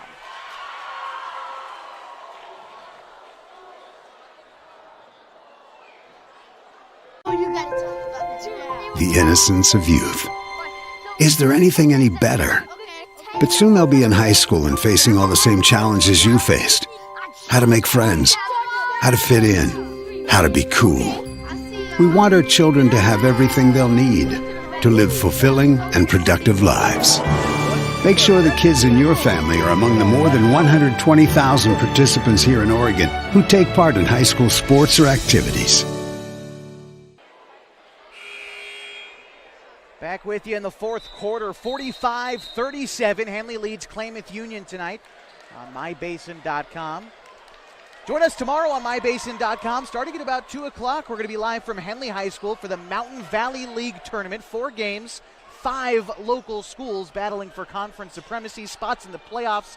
Should be a lot of fun. That'll be on mybasin.com tomorrow at 2 o'clock. But in the meantime, still 1:51 to play here in the fourth. And Klamath Union starts with the ball. McKay hands it to Lassett Hankins. Lassett Hankins about half court, bounces it down low to McKay. A 14-foot jumper won't go. Rebound collected by McKay. Kicks it over to Calvin Hayes. Into a triple for KU. It's in. And a quick whistle. A timeout is what's called after that three-pointer is made by Calvin Hayes. That's his first bucket of the night and trims the Henley lead to 5. With 1:31 to go in the fourth quarter, no more timeouts for us tonight, so uninterrupted Skyline Conference basketball the rest of the way. Klamath Union has done a good job battling themselves back into this game. Again, it's at one point as close as 3. Then Henley opened it back up to 8 points, and that made triple, trimmed it back down to 5. Henley's had a harder time scoring the basketball in this second half. Take, for example, their 2 leading scorers. Owen Harper, who had 11 in the first half, only 2 points in the second half. McCready, it's a little bit easier for him to get the job done down low, but only 5 points in the second half compared to 13 in the first. And as we come out of the break, Henley will have possession.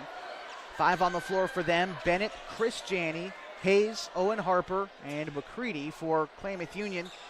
Jeff Spooner, Calvin Hayes, Malcolm Lassett Hankins, Daquan McKay, and Landon Bogate. Hayes tries to get the inbound to McCready. After a nice save from it going out of bounds, the ball does find its way into the hands of Luke Bennett. Bennett crossing into the front court. Takes a screen right. Now to Janney, top of the key. Janney kicks it outside to Luke Bennett. Now to Hayes. Hayes on the right block, cutting to the rim, finds McCready down low, who's fouled. McCready going to the line. And a chance to make it a 3-possession ball game for McCready. So far in this game, he is 4 of 6 from the free throw line. And his first free throw is in. 6-point game, still 2 possessions, but another one here. It's big for Henley. McCready gets that one to fall too. 47-40, a minute 10 to go in the fourth. Here's Hayes. Hayes kicks it out. Now back to McKay, head of the key. McKay takes a screen left.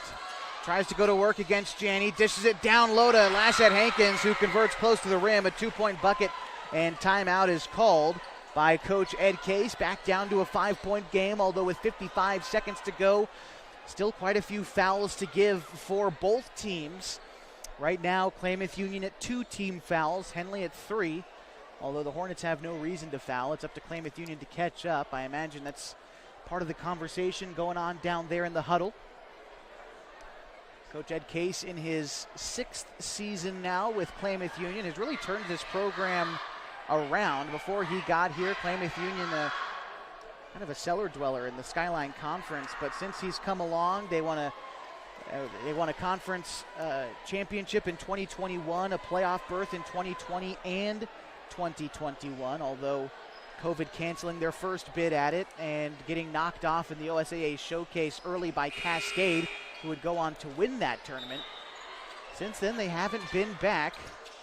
This year, still an outside shot at a postseason berth via third-place play-in game out of the Skyline Conference, but they'd have to come back and win tonight. They'd have to win Tuesday against Hidden Valley, and they'd have to count on the Mustangs losing tonight. Hornets start with the basketball, leading by 5 with 55 seconds to go. Hayes to inbound. Hayes to McCready. McCready throws it ahead to Luke Bennett, but he loses it at half court. Recollects. Bennett coming along the near side. Kicks it to Chris Janney. Over to Aiden Hayes. Hayes along the far side of the floor.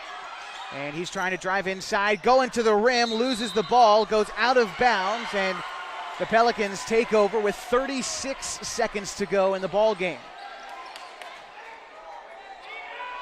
Pelicans are going to look for a quick score, but again, lots of fouls to give too. That could take up a lot of time as they get the ball up the floor. Lassett Hankins kicking it to Hayes. Hayes takes a screen right, long triple, too strong. Bennett with the rebound, kicks it ahead to Hayes. Hayes now to Janney. No foul committed yet. Janney in the near side. Going to get rid of it to Bennett. They're going to say that Janney got fouled. Still one more foul to give for Klamath Union to send Henley to the bonus. Although 15 seconds and change left, this game's just about decided.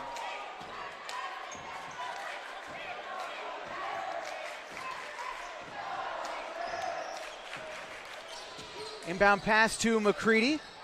And they haven't fouled Marcus yet. They finally do. But about 5 seconds came off the clock before they did. Now 10 seconds remain in the game. And Coach Hammond going to call time, it looks like. Again, we're going to stay here for this one. Still one more foul to give for KU to send Henley to the bonus. It's desperation time. But Klamath Union fought hard to get back into this game, although when this one is over, that will dash any postseason hopes for Klamath Union. We'll talk about it a little bit more in the post-game show, but a win tonight is nice for Henley, although it doesn't necessarily mean much in terms of the Skyline Conference standings. It still all comes down to a Tuesday matchup at home against Phoenix because of all the tiebreakers. That is going to be the Skyline Conference championship game after Henley comes away with more than likely a win tonight.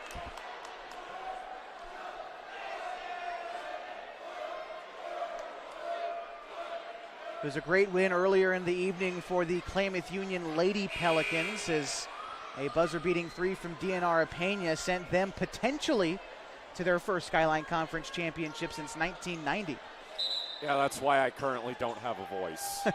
Yeah, it was an exciting one, an exciting finish. That still comes down to the OSAA power rankings, though. That will decide the Skyline Conference champion on the girls' side. Keep your eyes on that throughout the next week or so. Here we go, back into the game. Bennett collects the inbound pass, and they're going to foul him. And that will send Bennett to the free throw line with a chance to slam the door and lock it shut against the Klamath Union Pelicans.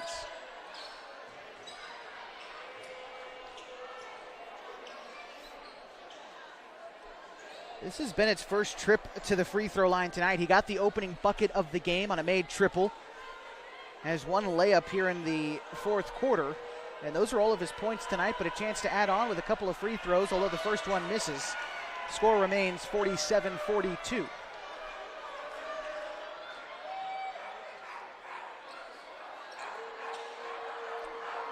Here's Bennett's second free throw. That one's no good.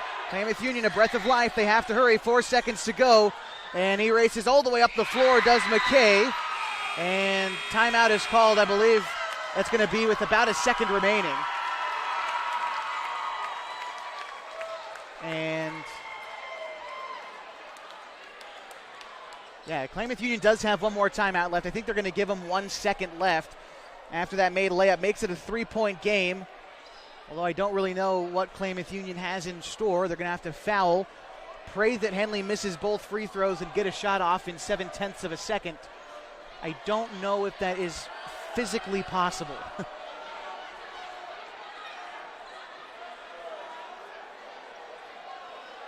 Maybe a quick steal. It's the only real shot that they have at even tying this game. Yeah, some Klamath Union fans already headed for the exits.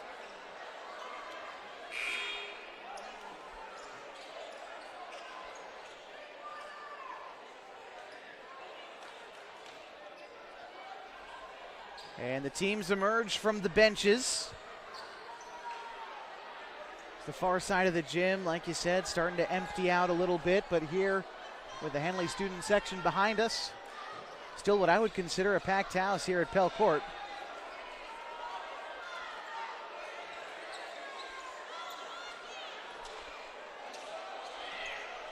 Henley to inbound, 7/10 of a second. They're going to have to rely on a quick steal for Klamath Union and a score.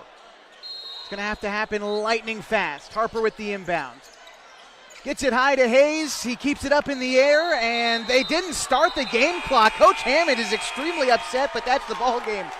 Our clock operators have had trouble tonight here at Klamath Union High School. Final score 47-44. Henley comes away with a victory. We'll be back to wrap it all up for you coming up on 104.3 and 960 Sports and mybasin.com.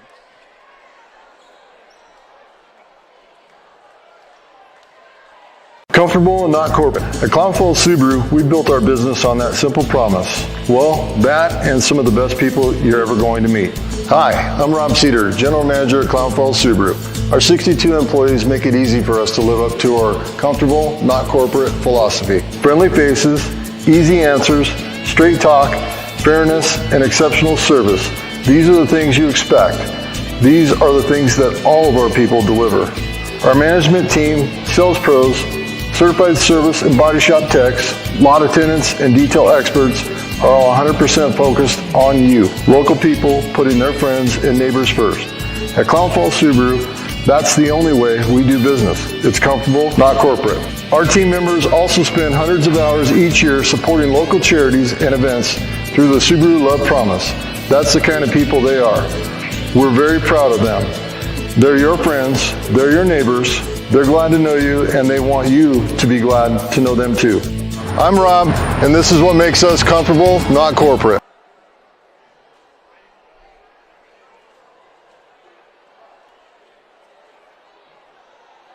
Introducing Smith Marcom Solutions, your trusted partner in marketing and communication. We specialize in crafting compelling campaigns, eye-catching graphics, and impactful branding materials. Smith Bates is like working with dependable friends. They always help us build our professional image. Through the innovative strategies that the team at Smith Bates suggested, we've been able to give the brand at Calor the boost that it desperately needed. Unlock your potential with Smith Bates Marcom Solutions. Like I said, I got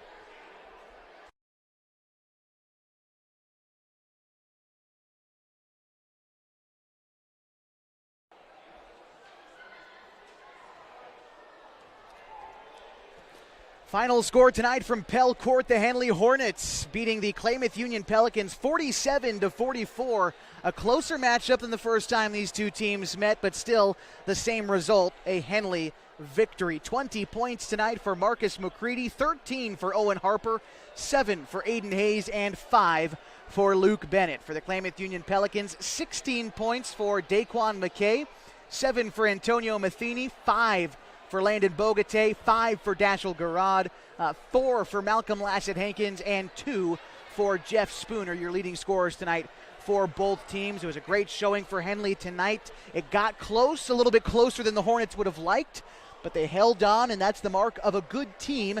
Now set themselves up nicely to try to take the Skyline Conference Championship on Tuesday against Phoenix. I want to take a quick look now at the Skyline Conference standings as they were heading into tonight.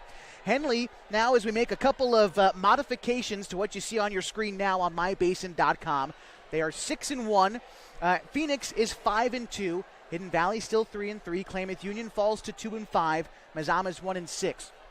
To tell you what's on the line on Tuesday, again, Henley is 6-1. Phoenix is 5-2. Henley has to win on Tuesday to claim the Skyline Conference Championship. If they don't and Phoenix knocks them off, if that was the case, Phoenix holds the tiebreaker over Henley because after head-to-head, the second tiebreaker is descending order, record against the members of your conference in descending order, which puts Hidden Valley, your record against Hidden Valley, as what decides a Skyline Conference Championship. Phoenix swept the Mustangs earlier this year. Henley split against Hidden Valley. So it comes down to what you do on Tuesday. The Skyline Conference Championship will be decided inside the Hornets' nest, and we'll be there to take you all the way home on Tuesday night. Meantime, the Klamath Union Lady Pelicans put themselves in prime position to claim the Skyline Conference title after a buzzer-beating 3 tonight. You'll read about that on mybasin.com tonight as we post the game recap a little bit later on. But we're actually back tomorrow on mybasin.com. I want to tell you a little bit about what to expect tomorrow afternoon after we step aside one final time on the post-game show. Final score for you, 47-44. Henley holds on to beat the Pelicans. We'll be back with more on 104.3 and 960 Sports and mybasin.com. Keep it here. Threads. There are many threads that run through our region. There are churches and schools and little league teams that bring us together and bind us into communities. There are roads and cars. There are houses and jobs and businesses, all woven together to make the fabric of our communities. There are financial threads that are part of that tapestry as well.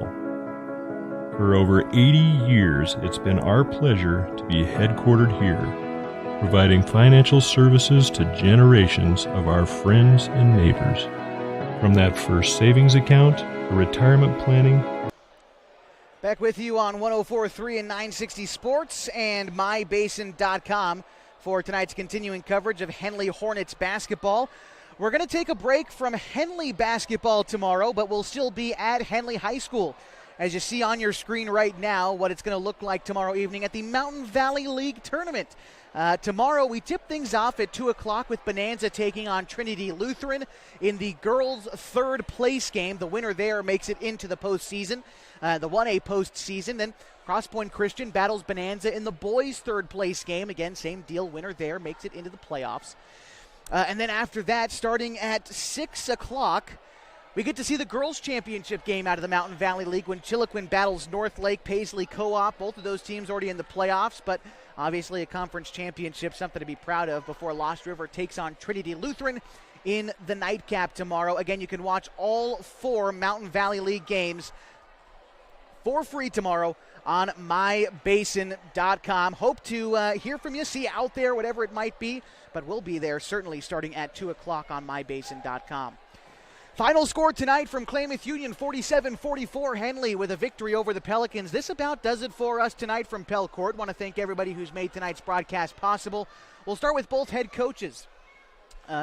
Actually, all 4 head coaches. Start with Randy Denson for the Lady Hornets and John Nahar for the Lady Pels. Both head coaches in the boys' game tonight, Mr. Ed Case and Luke Hammond. Always gracious working with us in the broadcast. And our host this evening, our gracious hosts of Klamath Union High School, Tyler Baker, the athletic director, and his staff for allowing us to set up right here on the perch, right above the floor. Always a great setting here at Pell Court, one of my favorite places to be in the Skyline Conference. You can always catch a replay of this game or the girls' game, which I highly recommend you do, by visiting mybasin.com. It's your home for everything going on in the Klamath Basin, news, sports, special events. Everything you could want is on mybasin.com. Once again, the final score in this OSAA boys basketball matchup, Henley 47, Klamath Union 44. For my partner, Matt Bowling, I'm Josh Eldredge saying good night from Klamath Union High School.